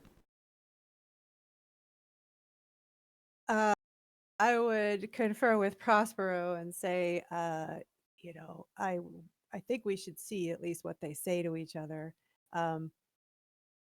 What do you think? The Yeah, dwarf. I mean we've tried them separately. Let's try them together. Do you want to talk, or do you want me to talk, or do you want someone else to talk? I'm better at thinking than talking. Oh, okay. I do a lot of talking and not thinking, so I'll do the talking. Delegates, I'm glad to see that we're making this much progress. This is great. This is we've already come together and are sharing a table. As we know, that there's a lot of disagreement about this land, but not a lot of seemingly people wanting to talk it out or compromise. Here we have on the elves, nobody should go in. The dwarves, everyone should go in. The humans, I don't care what you do, but don't come into our side. So how do we resolve this? Is there some way that we can get you to start talking about it? Can I ask the elf, like, because I haven't talked to the elf, can I ask the elf, like, about like this, I get like the source of the prophecy again? Like, is it, they don't know when it came from or who wrote it or anything, the sage. It was passed down from by many, many generations. They are words that every elf knows, and it's kept us out of that area for centuries. It is sacred to us, and not only that, the intentions of these others is foul. And she like starts pointing a finger, wagging a finger at No Way, and says, "The Disorient have nefarious plans for the land. They probably are the ones that caused the funk in the first place. Only further, it's a whole part of the prophecy. They started it." And then she's like pointing a finger at the dwarf, and they just want to pillage this land and strip it away just as it's becoming fertile and beautiful and things are growing there again, and they want to rip it apart. This land should be untouched. It should be sacred land that is allowed to heal. And So- no way is just like just shaking their head. Well, it sounds like the elves want to make like a national park, like set it aside and just More or like less, yeah. beautiful national park that everyone can enjoy with no development on it. And Gilbert just says, well, now that's just a whole lot of ignorance that I am hearing coming from that side of the table. For one, we would be very surgical in the operations that we bring in. We're not just going to dig up all the earth and no. I don't know. This is some kind of elf nonsense beliefs about how dwarves. I am offended. I say I am offended. They just like kind of start squabbling. They're all arguing. They're all arguing, and it's like Gilbert stands to try to make himself, puff himself up a little bit. The elf stands, and then she's like glowering down at him, and they're like yelling at each other. No Way is just gets back up and goes back over to the window.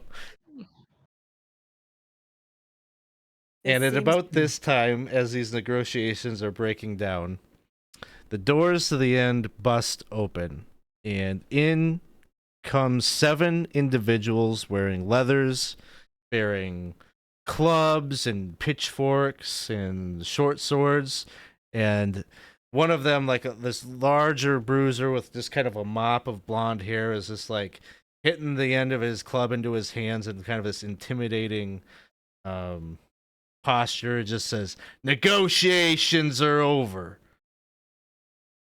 And we're going to roll initiative. Oh, fun. Where were you guys half an hour ago?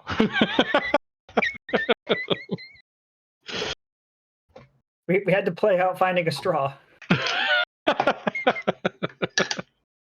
Initiative is a D20 plus your initiative bonus, right? Yep. 18. All right, hold on, because I gotta write all this down. So I'll call you out one. Do you by want us to just put it in the chat box in Foundry? I'm keeping it in pencil and paper, so I'll just ask. Oh, going real old school. Real old school. At least finally, the person in chat chanting for bloodlust will get their wish. Yes. That's Winston.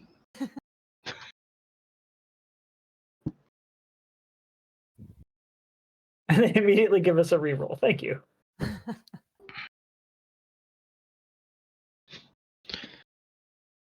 Just wants to see someone else die for a change. Oh, Poor right. Winston. Elvish, Yeah. what did you say? An 18? Yes. All right. Prospero. 13. Tom. 7. Brutus. 21. Larpsalot. 9.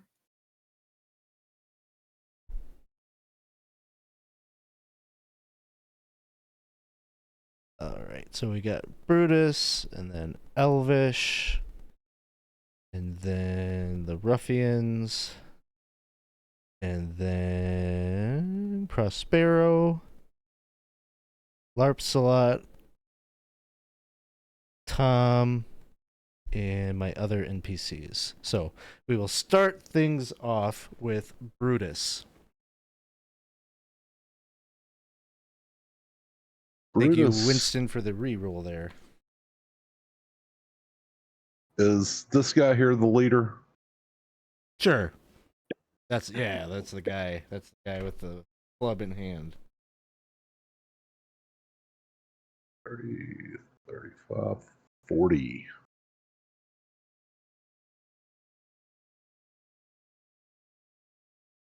What gives you the right to come in here and tell us when our negotiations are over?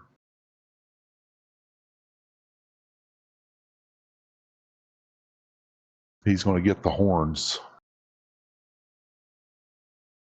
You mess with the bull, you get the horns. That is a 20 to hit.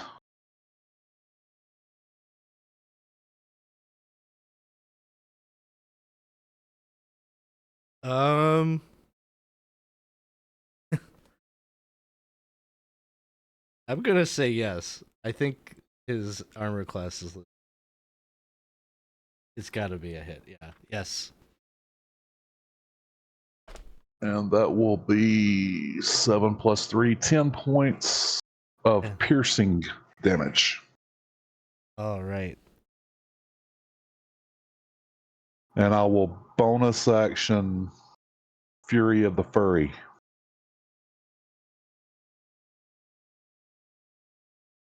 Technically, I should have done that before I attacked, but that's okay. All right. Awesome. Okay, so you use the horns and you bludgeon right through it. Cuts through the kind of leather vest that he's wearing, and he's badly wounded, but he's still up. As we turn to Elvish Priestley.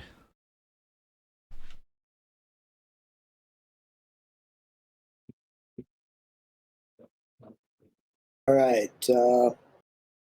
Elvish is going to cast Optimist. And which encourages two creatures of my choice within range with amazing positivity.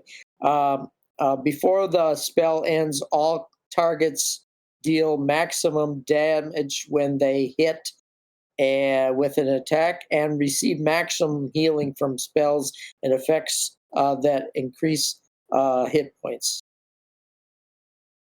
So I'm gonna go with the bull there and Larpsalot. Nice. So basically, you get to do like the max of, like if you hit, you just do the max damage that you can do. Yep. Pretty good. And if someone casts a healing spell on them, they will get maximum healing then. Cool. How long does that last? 1 minute. 1 minute. All right. Awesome. Anything else from Elvish? Not right now. No. All right. So ruffians are up. This one that just got badly mauled here is gonna try to like overhand, just like hit the back of Brutus with his club. He rolls a 19 to hit. That'll hit. 3 points of damage. This guy will step up and try to hit you as well. That one would be an 18 to hit. 16 is what you need. So 3 points of damage. This guy is going to move 5, 10, 15, 20, 25. This Prospero there. Mm-hmm. Try to hit you. A 7 will miss.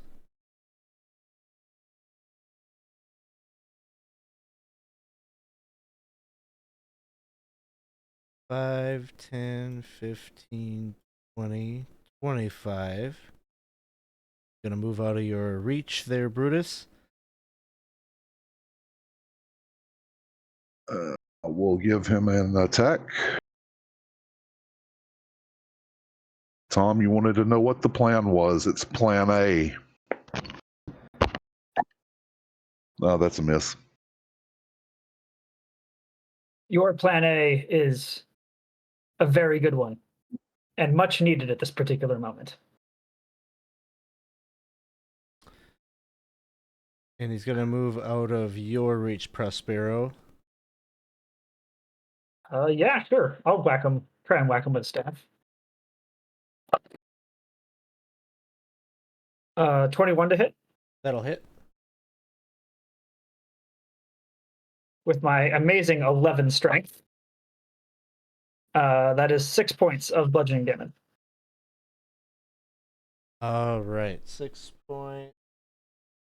He's still up, and he takes that. He kind of stumbles a bit, braces himself on a chair, but like keeps running past you, and he goes right for Gilbert, dwarven. Oh no. Oh no! He gets a nat. Wah.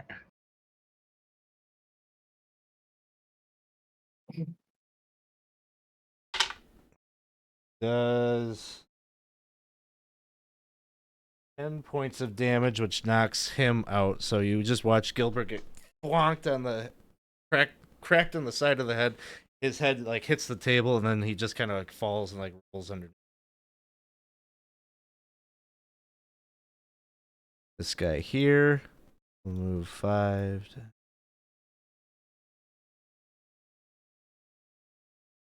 Gets to right here. I think that's Larpsalot in front of them. They'll take a swing. 17 to hit. That's my armor class. 3 points of damage. This one will move.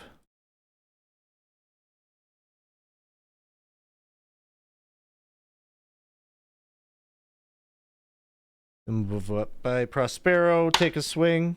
18 to hit. Yeah, that'll hit. That'll be 3 points. This one moves up to Brutus. Takes a swing. 16 to hit. 3 points of damage. And with that, we will move to Prospero's turn. Boy, I wish I could have picked my own spells. Oh, yes, the music is too kind. You need some like battle music. Let me just see. I'm not hearing any music at all. Oh no, it's just for the stream. Okay.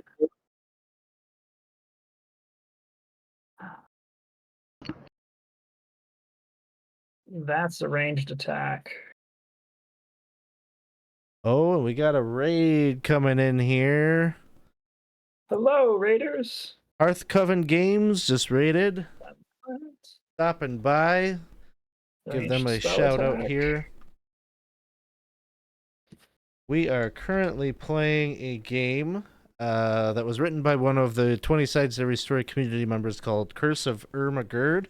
It is a D&D module that he wrote based on some of the characters from one of his young adult novels. So, hey, thank you so much for the follow. Let's see, here's the link if you want to check out the adventure that he wrote. It's up there on Drive-Thru RPG. So welcome in, everyone. Thanks for hanging out. Right now, they're just in a big battle. They're trying to do some negotiations with the delegates of these 3 factions. The negotiations weren't going so great, and then they became even worse when these ruffians that are here apparently very intentionally to break up these negotiations busted into the tavern. And so that's what they're up to right now. They're in a combat situation. So yeah, sorry, Prospero. What do you got going on here? First, we're going to yell for the sheriff. Yep. This is not a large settlement, sheriff. And then I will cast the spell Epic Dermis. Dermis Epidermis. Help us dispatch these ruffians with much extremis. And so that's functionally mage armor. Gotcha. All right, cool. And then as a bonus action, since I've got my cloak of Shadow Bright, I'm gonna kind of wrap myself in it and be like, there's no place like home. There's no place like home. There's no place like home. And we'll see if I get to turn invisible. I do not. That'll be my turn. All right. Next up, we have Larpsalot. I'm going to going to grab my my sword Excalibur, and I'm going to bonus action use Guidance of the Gods, which I'm going to pray to Gallant, and it will give me advantage on a attack roll, a skill check, or a saving throw in the end of my next turn. So okay, so I can do that now. Yeah. So and do that. I'm gonna. Can I yell to the elf and say like, run away? I'm Sure. gonna say, get out of here. Go that way. And I'm gonna also say, who the heck are you people? And I'm gonna take Excalibur and I'm going to strike the guy that's immediately to my right. Hopefully, I get damage on that. A 15. 15 will hit. Oh, cool. All right. I do max damage. That's right. So it's a d8 plus 4. So that's 9. Oh, wait. No, it's 8 plus 4. So that's 12. 12. Okay. So they you cut right through them and they go down. Good. Good. That's what I want to see. Who are you people? Can I move to, let's see. I'm going to try to come up.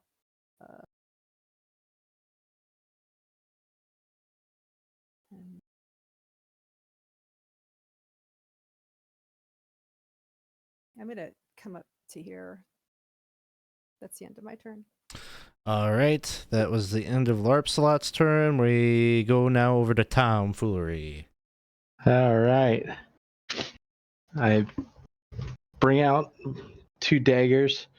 Like, I've always wondered what it felt like to stab someone. Here we go. Here's your I chance. get time to. Do it. They're going to get you if you don't get them. That's right. I'm hit already. Yeah, he's going. He's stabbing. All right, I'm gonna go. I'm gonna bring out Slice. I didn't name this, but I know it's Slice. Meat Slice. 21 to hit. That will hit. And I have an ally within 5 feet, so I'm gonna get a little backstab along with this attack. So here's my first damage.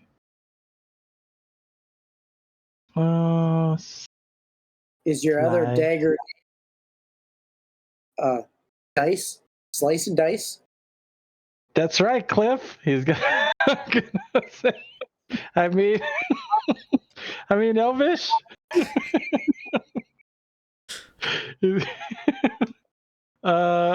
The old Yes. man at the tavern's like, I don't got no more prizes.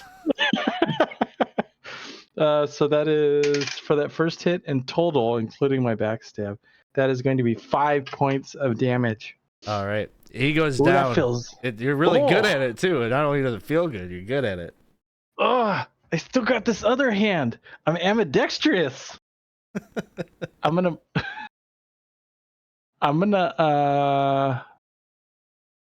Yeah, let's do it.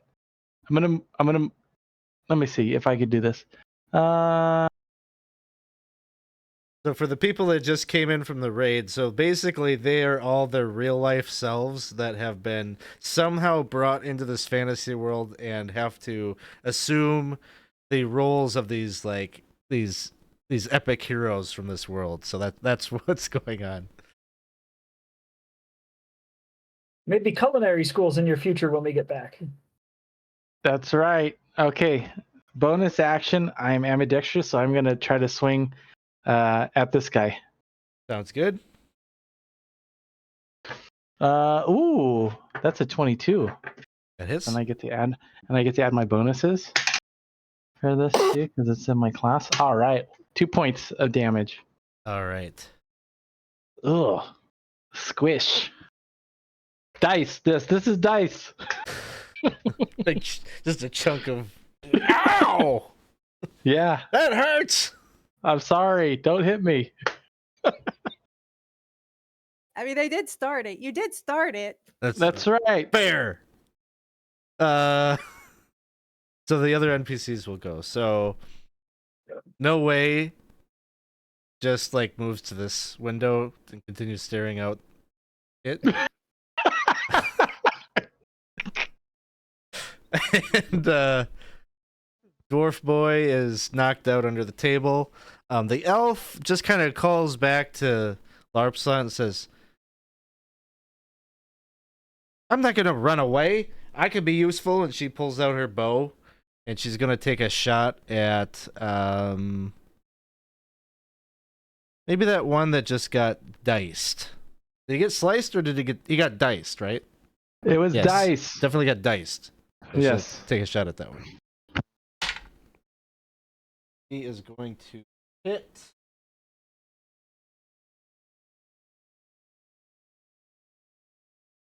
Oh, she has advantage on tech. So we'll see if she crits. No. Okay. So she will do 6 points of damage. That one. That one's not looking too good.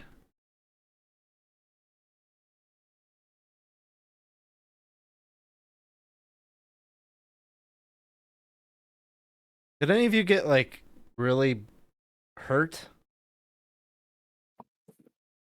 Yeah. She's going to use a bonus action to use Calm of the Wild to allow you to regain some hit points.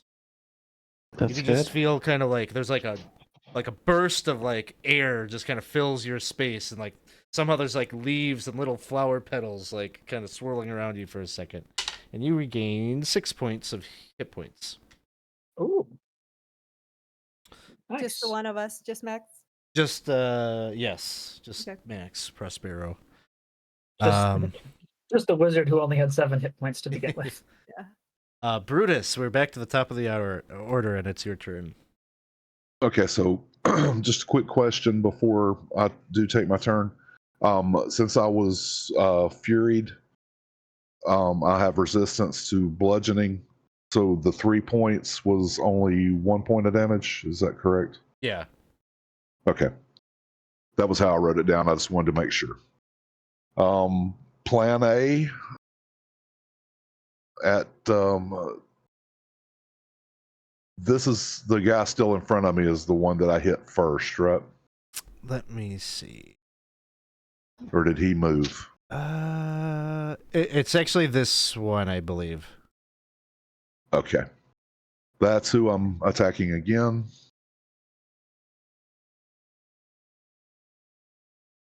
And an 8's not going to do it.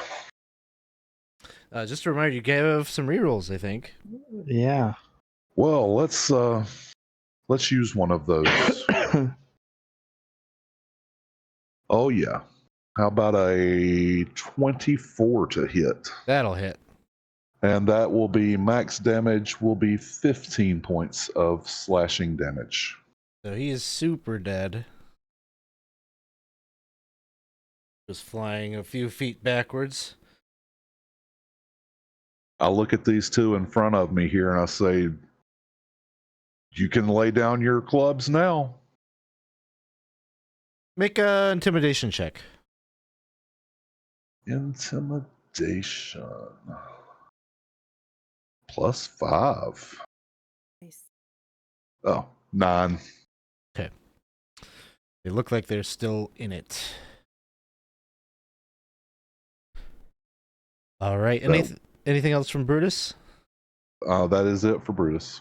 Elvish, Presley, it is your turn. Elvish takes his shirt bow and I will fire at the one to the right of Brutus. Okay. And that will be a 15. 15 will hit.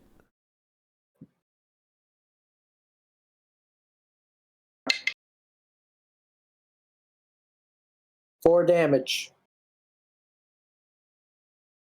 All right. He's still standing.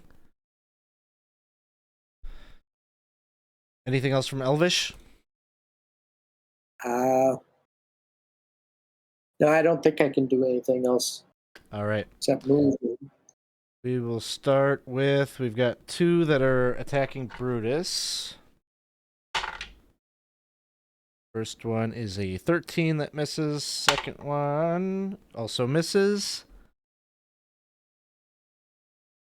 This one right here did not like getting diced so much. Come on. Swing at Tom. No. 16 to hit. Yeah. 3 points of bludgeoning. Ouch. This guy up here will try to take a swing at Prospero. 19 to hit will be 3 points of damage. I really wish I had shield. That'll bring us to Prospero's turn. Right. They're all in melee. So the only spell I have would create a fire, and let's not do that in a wooden building. So I guess we're gonna swing with the Staff of Ermagerd at the one to my north. Ooh. 20 to hit Yep. for 3 bludgeoning damage. All right.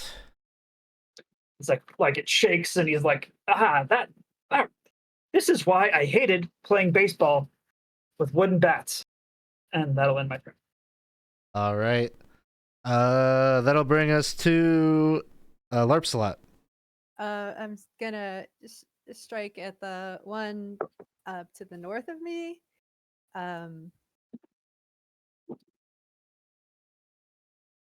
Yes, that's what I'm gonna do. Sorry. Is it 17? Yep, that hits. And I get max damage still? Yes, and this one's wounded, so I think, That was 12. yeah, he's gonna go down. And can I yell at them, lay down your arms? Yeah, give me a intimidation check. Oh, that's a 23.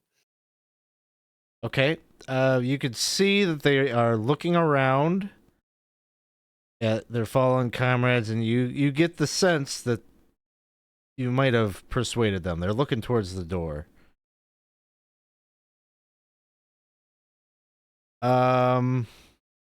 Okay, that'll bring us to Tom. Slice and dice.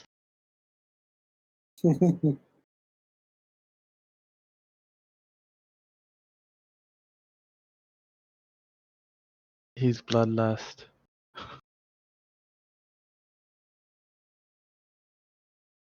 He's gonna yell that and say, Bloodlust?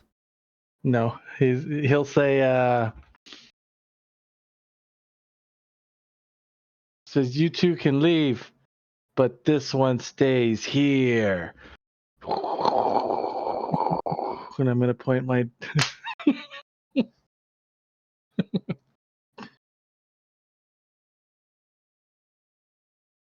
Gulp. and I don't know. I guess I will. As I do that, I'm gonna reach back and cast a healing spell on Brutus. This is trick or treat. That means that you get full health, correct? Is that what I remember from that previous spell that was done? Yeah.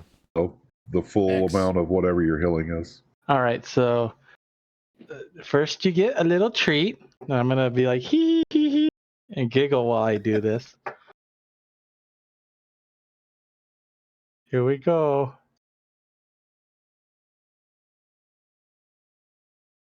All right, let's give you the.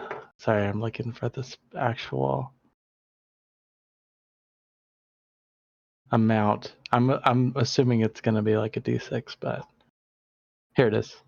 D8. Ooh, okay, that works. All right. So it doesn't matter, right? Because you get the doesn't- full thing. It's a full thing, yeah. Yeah, you get 8. 8. You get 9 points of healing back. And here's my little treat. Your skin breaks out in large purple spots for 1 hour.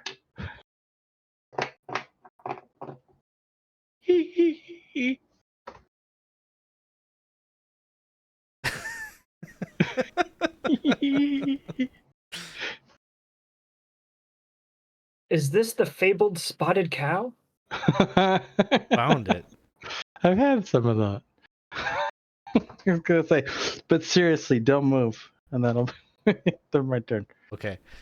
Sounds good. He looks terrified. That'll bring us to...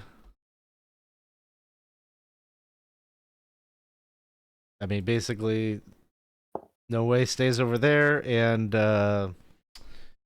River Eagle is going to take a shot. She knows better. She can see that this one has been claimed, so she will try to shoot. She'll just like move over here, I think. 5 and 15. Try to take a shot at this one. Damage. And double 4s, but she misses. All right, that brings us back to the top, and it is Brutus's turn. Well, Brutus is still in full fury. He gave them the chance to run. They didn't listen to him when he said it, so he's back to plan A. 13, 5, 18 to hit. Mm-hmm. So that will be 17 total points of damage with the 2 from Fury. That one goes down. And then I am going to slide around behind him and block his exit. All right. Elvish. Okay, I'm firing my short bow at the one over by tomfoolery there. Oh no! What? Yeah, do it.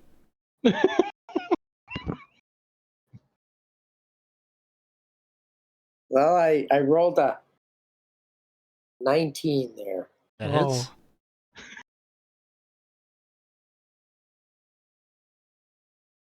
Damage. 2. Okay. He's still up. Mm-hmm. Anything else? I'm just yelling at them that you were foolish to challenge us. Now you're going to pay the price. We might have mercy if you lay down your arms. Sounds good. So that becomes their turn, and this one here is going to disengage.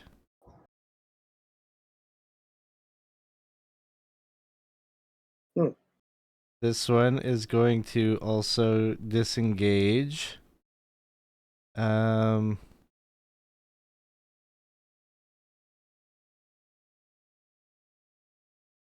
And move this way. 5, 10, 15, 20, 25, 30. Okay. So that's their turns. Prospero, it is your go. Well, Tom, you've claimed that one that is running away toward the interior of the bar. I did. I think he was about to give up.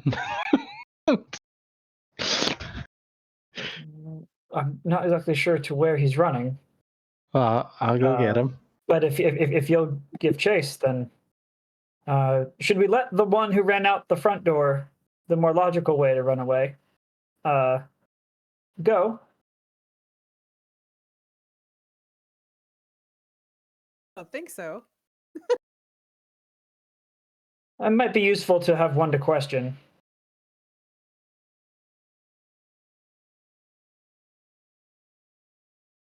Let's see if I can put him to sleep.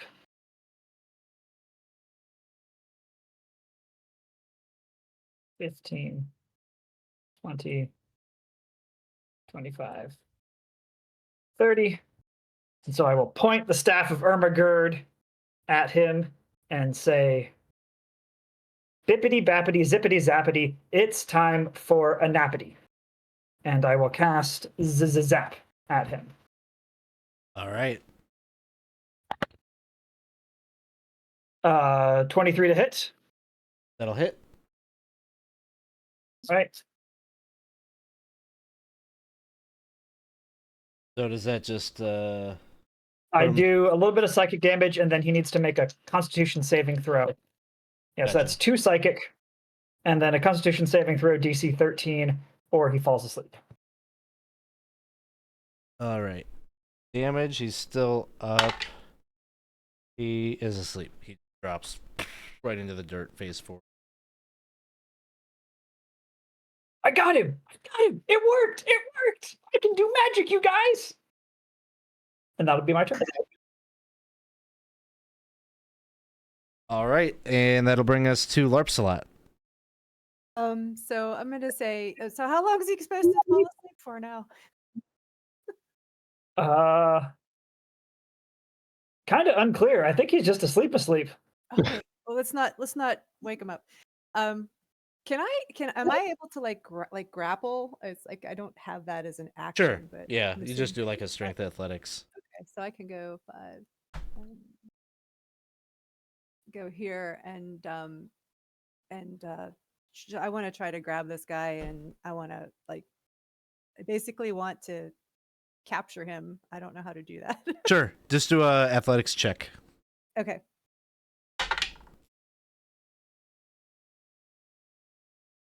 Oh, okay. I have a +5. That's I good. rolled a 14. I rolled a 24. Okay, you got him. Like you go and you just wrap your arms around him and kind of pull him back.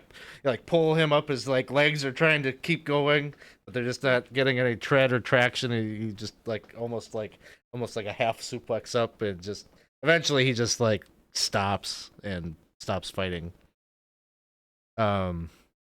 Give him a sleeper hold.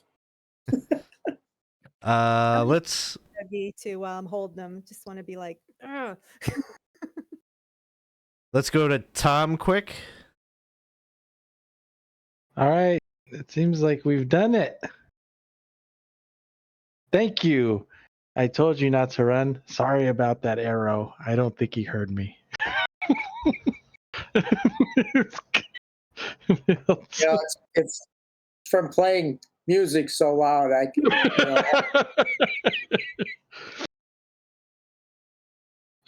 and he is, I guess at that point, I'm going to just look back and say, we got this one. Let's leave him alone. And I'm going to just go and take the club from him. Sounds good. So I think we could stop out of initiative order right now. You got one that's awake, one that's asleep, and immediately as the combat is over, River Eagle is just like, one of them orchestrated this whole thing. They want these negotiations to fail. It's probably the dwarf. He's faking it. I don't think he is. Faking being unconscious? He's clearly got practice. They're unconscious all the time. From drinking, perhaps. Yeah. Not from a club to the head. Not all that different. Anyway, so she's just like throwing out these accusations. Do you know what going clubbing means? Because I'm starting to think you don't. No. Well, it's not this. There's a lot more lights Or and fun. We can find out. We will know the truth. I have the power to make sure that we know what is truly going on. All right, I'm Ooh, gonna really? say, Brutus, can you get the guy outside, bring him in, and then I wanna like interrogate these suckers. Sir, yes, sir. I got this guy, Victus. Yeah. So All right. you got these two. I'm gonna cast. Also, he's okay, right? I'm gonna say the dwarf. He's okay. Right? He's breathing. Yeah, he's breathing. I can't leave him there. You should have healed him instead of me, Tom. Oh, I just, but Yeah, but you now got I could this, spot like- you in the crowd. And he's gonna at you at the one that was got the one that's awake, and he is going to cast a spell called Spare the Lying. It's a cantrip, and what that does, Spare the Lying, is I imbue this creature within range the inability to lie. You have to make a charisma saving throw.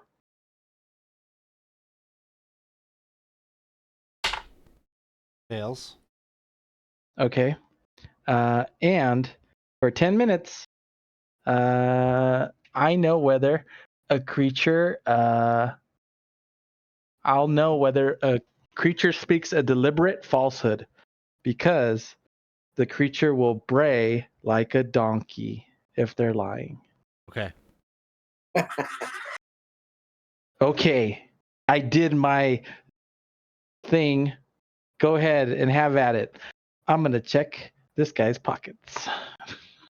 Go over here and I'll start looking through this guy's pockets. Okay. You find 4 gold pieces and 7 silver pieces. Cha-ching. Payday.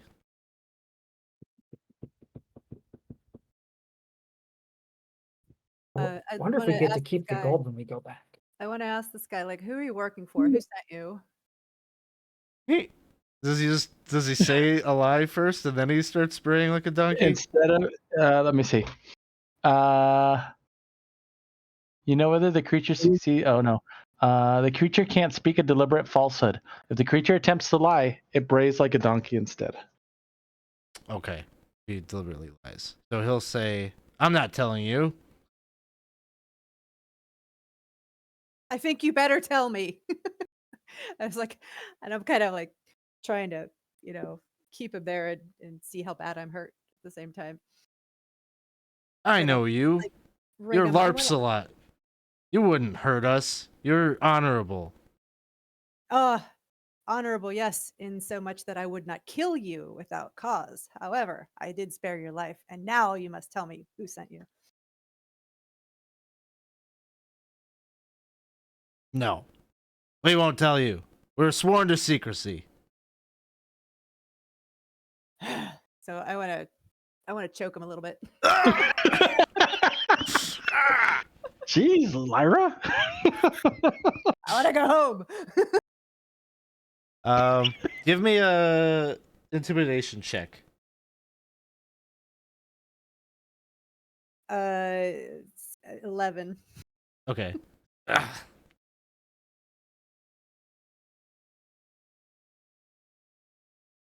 Just take us to the sheriff. They ain't getting no information out of us. Did the sheriff sent you? I wonder if the sheriff Oh. sent him. The sheriff like think you're getting out conveniently of this walks into the alive? bar right now. What was his name? Sheriff Amos? Amos. Amos Amos. Yes. He walks in and he says, I heard there was trouble. Looks like there was. Got a couple prisoners here for you. As he's like shuffling through the pockets, they were already dead. They're dead now. Hmm. They were dead when we got here. Well, that's Tom can fine. afford to buy us around. We only got 2 jail cells, so this is more convenient that there's only 2 living ones. So Well, you can put them both in the same one. that's true. That's a little inhumane, though, ain't it? They should have their own private space. Yeah, they don't deserve that. They committed crimes. I think they sort of lose an expectation of privacy. See, we don't capture a lot of guys, so like I don't know what the moral. Honestly, I'm surprised that you have 2 jail cells, so that's really convenient. Well, we thought we could probably just get away with 1, but it's just the symmetry of the. It just didn't. We needed to have 2. Oh, Like, of course, the feng shui is yes. very important. Do you know? I beg your pardon. Do you know these guys? No. Must not be the. They're not among the 12 people I know. Then you saw them come into town just now. I did not. Well, I was They looking usually at the kept their south gates road. shut. They must have came from the north or the east or the west.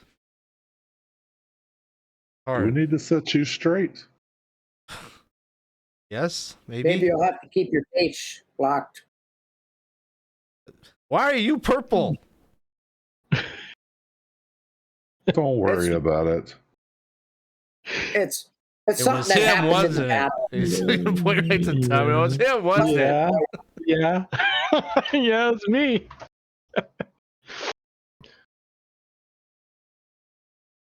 We need to do something about this dwarf over here. Let me go check on him. And you can see the sheriff goes over there, kneels down, and like the dwarf is like starting to wake up. And I say, I'm swinging on. Is the fight over already? Damn. Sorry. We saved a couple for you if you want to take a couple swings at them. Oh, that's all right. It looks like you got things under control over here. Did you learn anything from him? They won't say nothing. Did any of these 3 send you? You asking the guy? Yeah. As I'm going through his like friend's pockets. He goes, I go to no. him and ask. Guys, one of them was- sent. They're all like looking at each other. It was one of you. It was you stupid dwarf. And then No Way just says nothing. And just hands in the air. Slips out the window. Oh my goodness, he can move. It was him. Just Now gonna we play it all in as a- agreement that it was the person we all most expect. Was it him? Was it him? I'm gonna ask the guy. He's gone. He can't hurt you anymore.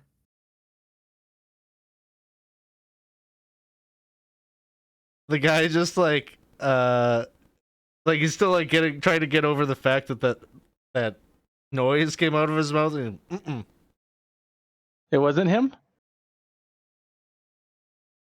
Yes.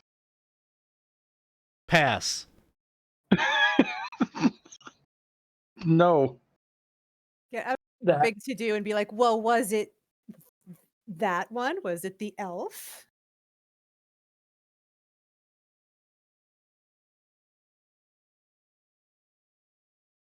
Pass.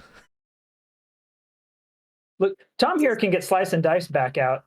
This is That's all right. clever. And I could tickle really well too. Have at Or it. maybe some purple spots. I hear the ladies love it. So while you're trying to force him to like give you some kind of a straight answer, the dwarf just, I say, this is all highly irregular, and something my people need to know that negotiations here have gone awry. Well, He's not wrong. yeah. I mean, I could do the same thing to him, though, if you want. To the dwarf? Yeah. Are you lying? You're not lying, are you? You What? wouldn't lie. I'm Tom. Why Isaac, do I whatever. have to lie about? Well, I don't know. One of them.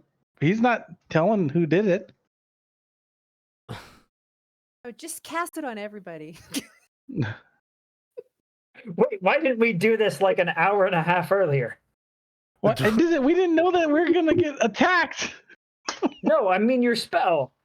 But you didn't ask. The dwarf I is didn't just know. like, Right, because I'm supposed to keep an encyclopedic knowledge of every single Yes. spell that you can cast. you Not my all fault. enjoy playing around with your spells. I need to get to my people. And he's gonna. Wait, but you're not being trustworthy. You're walking away right now. Well, I figure the other one already did, and Do you so want to clear your name? Let me cast this spell on you. I got to go. It's him. It's him. And Eagle River just says, "You can cast it on me. You're fine. I trust you. Ask me about the prophecy." It was a dwarf. He did something bad. I told you it was the dwarf. It was him, huh? It was him, huh? We figured it out. I'm gonna talk to the donkey guy. Yes. Yeah. We have to go get him. Can we go get him? Do you want to get him?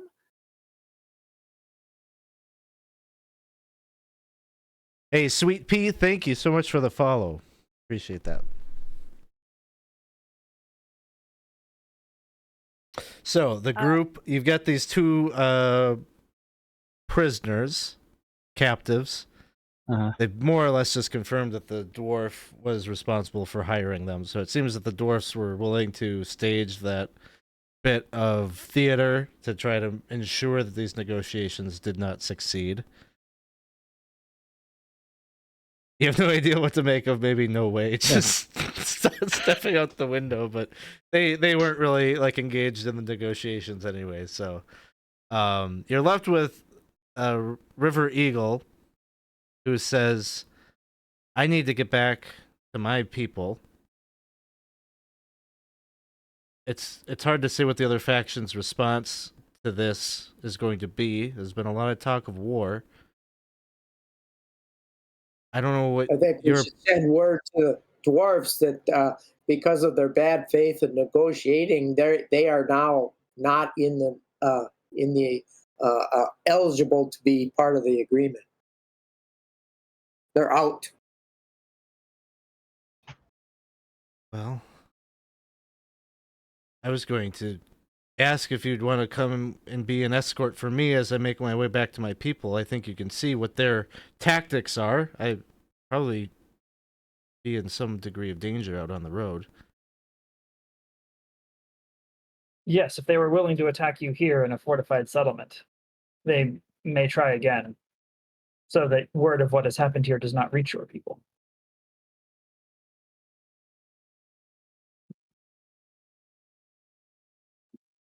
Although he has lost out on his men now, unless he's got some more stashed away someplace. Why did you attack him if he's the one that sent you here?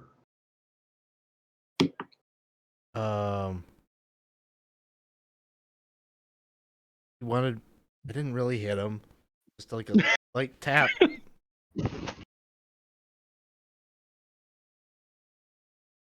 You got to make the fight look good, Brutus. Got to throw suspicion away. Didn't work, but it was a nice thought. Kind of plan I would have come up with.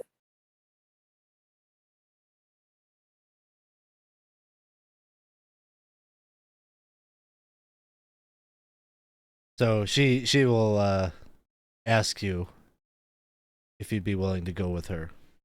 If not, she needs to make haste and get to her people one way or the.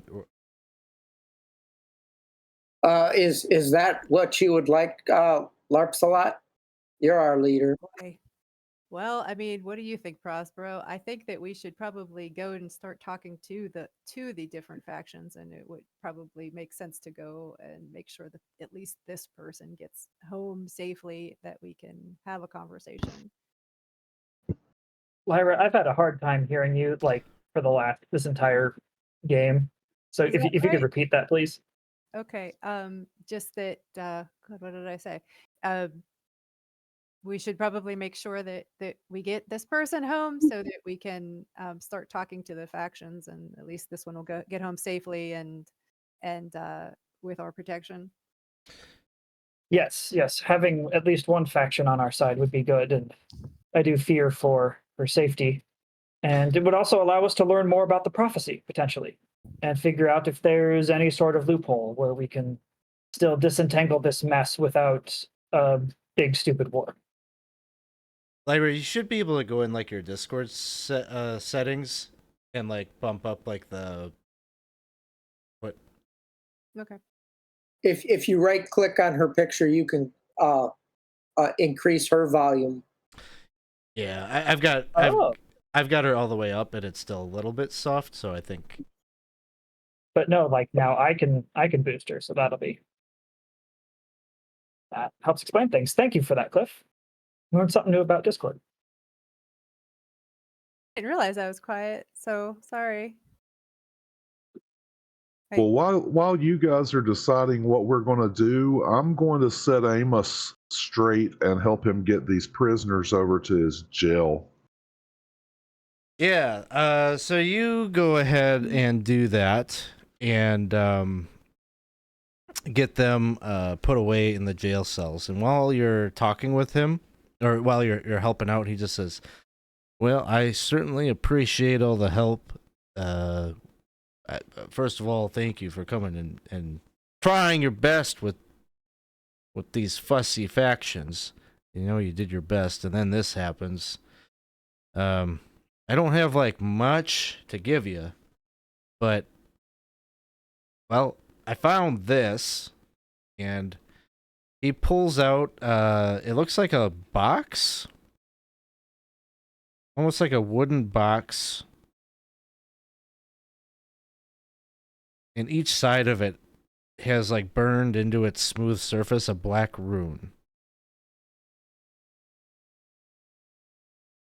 And he says, "I think there might be something to this little thing. I think there's something special inside. I can't make heads or tails of it. When I'm not watching the road, sometimes I try to figure out what it is. It's this one side of it's kind of sticky. You see that?" And he kind of shows you, and like one side, one of the facings of the box is kind of like almost like there's like resin or some kind of sticky substance on it. Well, you have to be careful messing with things like this. You get hurt. Maybe you could give it to that funny guy. You know, I figure he seems like the kind of guy maybe could figure this out, and if it blows up in his face, maybe it solves a problem yours, or I don't know. You do whatever you want with it. I can't figure it out, so I thought I'd give it to you. Well, that's nice. And you know, I was thinking of giving it to Prospero to examine, but I think you're right. I'll give it to Tom. Yeah, let him like fool around with it, and like maybe the rest of you can tell him what to do. That's probably the He way. doesn't listen. No. So he's the one that made all them purple spots happen, huh? Yeah, he was just trying to heal me, though. I guess it's not so bad. It kind of suits you. Hopefully, they'll go away. Well, I'll let you get back to it. You know, if you hear any more trouble happens, you just give a holler. I think we're going to take that elf back to her settlements. So I think we'll be back, though. We'll see you again. Sounds good. Be And, careful with these two. Oh, I will. I'll keep both my eyes on them. Tell your friend he's off the hook for now. Nah, we'll just let him keep thinking that you're watching him. So here is the runes that are on the box.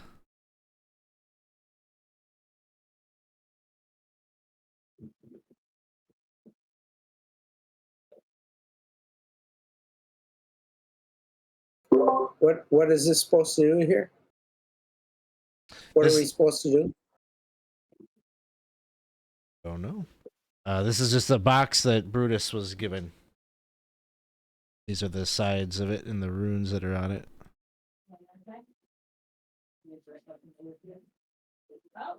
And even though I did think it was funny that he was saying it, maybe it would blow up in Tom's face, I'm still going to take it to Prospero to look at because I think he'll have more knowledge about it.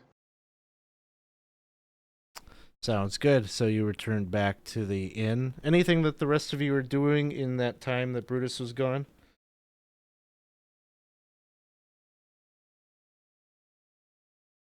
Otherwise, if not, Brutus, come back and you guys are all back together.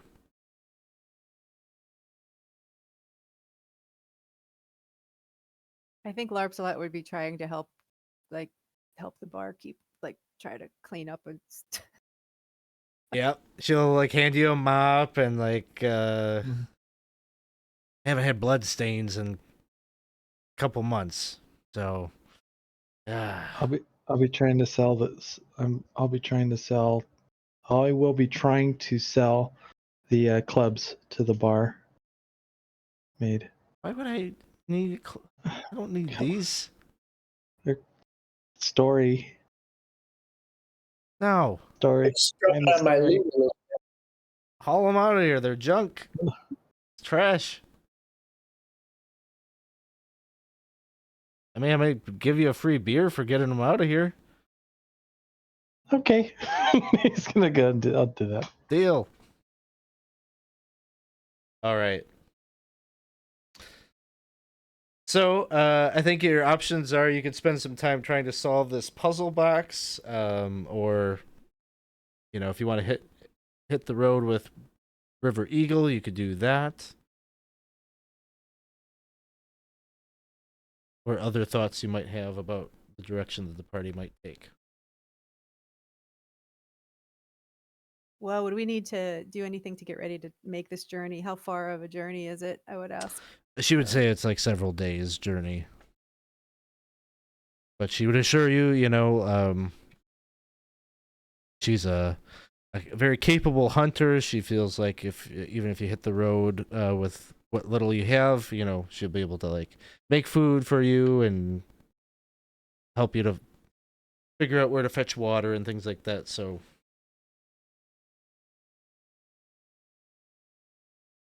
it's probably late morning at this point, so there's still plenty of day. He wants to hit the road and make as much progress to get to her people. Do you guys want to go?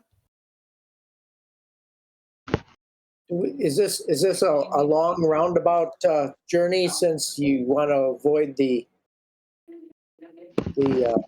territory that you think is cursed there, that you say is cursed? We can't go through that part, right? Yes. Yeah, she would want to go around it.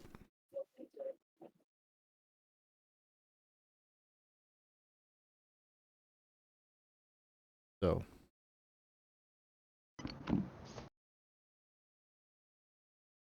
So are we heading out in the morning, or are we leaving immediately? she is going to leave immediately. Okay.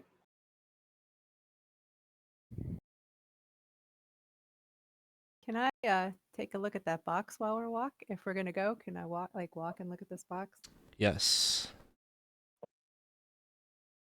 So I'm gonna say that it looks like these are vowels with missing lines on them.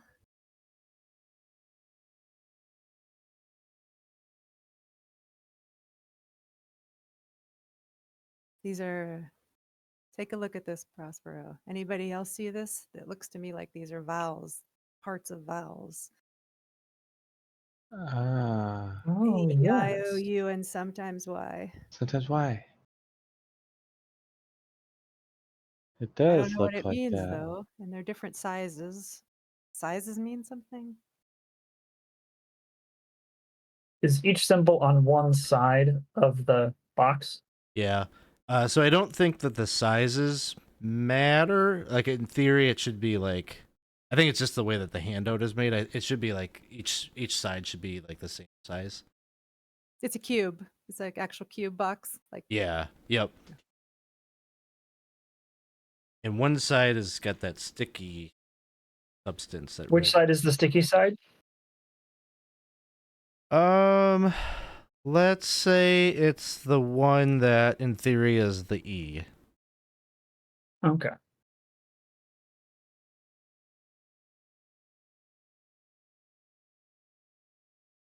Have we tried saying? I assume we've tried saying them in order and perhaps pressing them in order. I didn't do that. Should do that. You should do that. This is why wizards take mage hand, but oh well.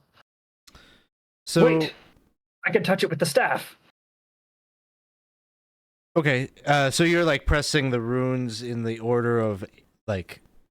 So A-E-I-O-U-Y. okay, as you're like as you're touching them, like they don't really depress, but like they'll light up, and so A E like they light up like that, and as you like finish, they just they remain glowing for like 10 seconds and then cease to do so. Nothing happens. Okay, well, that was positive, I think.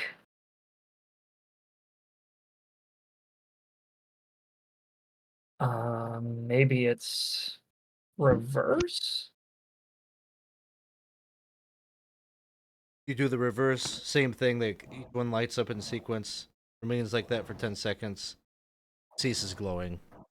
Box is not open. Can we identify what the sticky stuff is? Somebody could give me a nature check.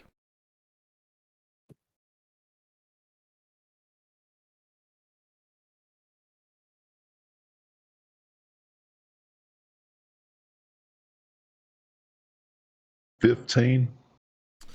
So it smells and has like the consistency of sap from a fairly notable tree called the tar bark palm tree.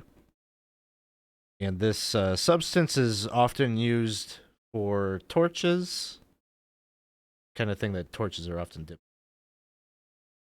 Highly flammable.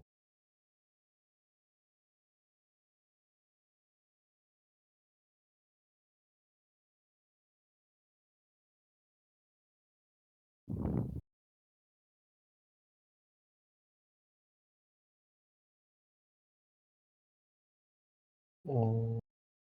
So we light. So we light it on fire. Is that what we do? Is that what everyone's thinking? That's what I'm thinking. We should do that. Let's light it on fire. Ideally, only as a last resort. Oh, Tom. okay. Sorry. We don't want to destroy what's inside. What does it appear the box is made of? It's like a wood, although a little bit hard for you to identify. It's like a rare. It must be like some kind of really rare wood. Yeah, the box itself is wood. I worry that fire would cause us to lose whatever is inside. I mean, I'll be ready with some water, but if you think so, I trust you. Oh, that's kind of you to What if say. we finish the letters off? You know, draw it in. Oh, Elvish, that is a work of staggering genius. So yeah, Prospero will fill in the vowels in order. Drawing a line for the A, a line for the E. Like a carving, like with a dagger. Well, he'll first start with his finger. Oh, with his finger. Okay. Like they light up like you have already identified and then cease. I don't think it would be I don't think using something to actually carve would work, because ideally this box has been opened before, and as such, there would be evidence of the scratchings. Is there any evidence of markings like charcoal or something on it? No, no charcoal, no chalk, nothing like that.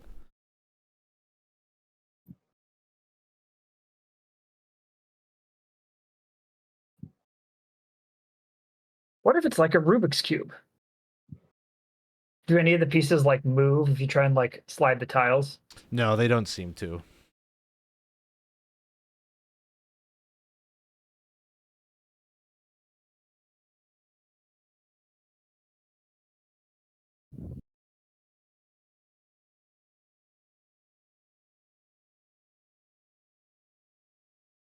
I don't know. We should keep Huh. walking. So you have this. You can It'll keep come to us. you can keep walking and maybe give it an attempt at a later time. Just given the time, it's almost 11, which was going to be our play time. So I think I'm going to say, your plan is to go with the elf. Yes. Okay. I think. Yes.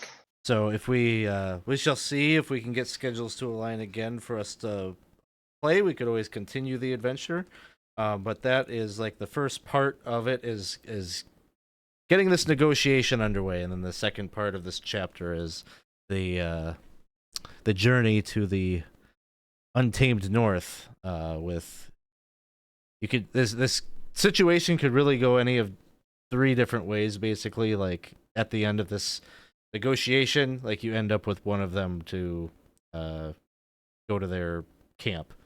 So you've ended up with River Eagle, it would seem, and that would be the journey that you're going to take. But there's a couple of legs of the journey could be different. You could go with the dwarf, you could go with No Way, and then the adventure is different depending on what branch you take. So, thanks I everyone. can't see No Way ever wanting us to go yeah. with him. I know. Yeah. How would that happen, right? How do you get Alex, that- someone in chat, Big Alf, is asking if you don't mind if you could just put up the picture, because I don't know if they could see the actual puzzle box. Let's see. There it is.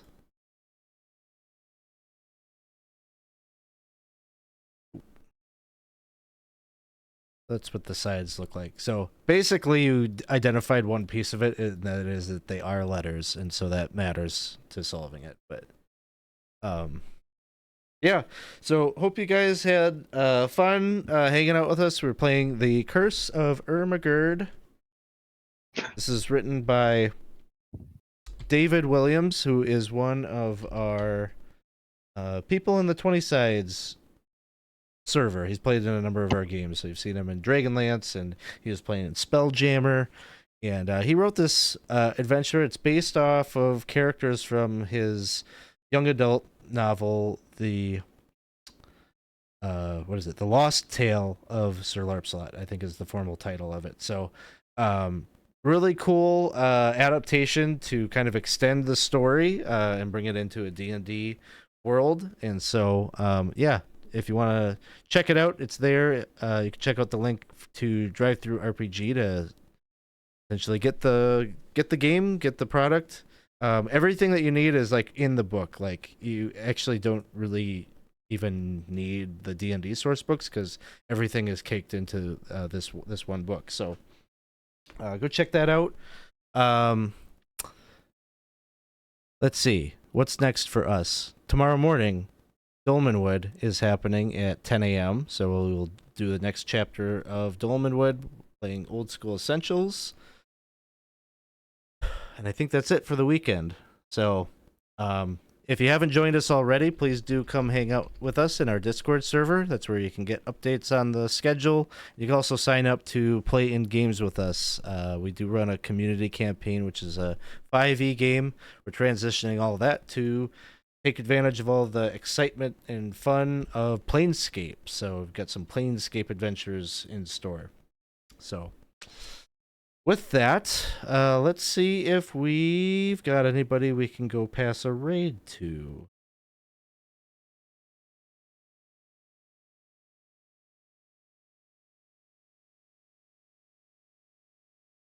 Let's go. We will send a raid over to the Atomic Peanut Butter Group.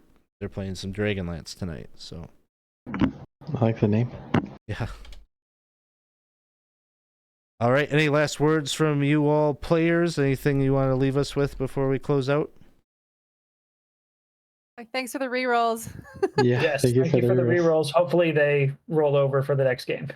Yeah, hopefully. Haha. Thanks Oh, thanks sorry. to the we didn't- chat.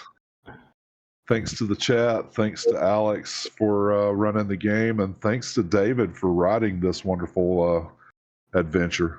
Yeah, pretty fun. Yes. Having a good time. All right. See you guys.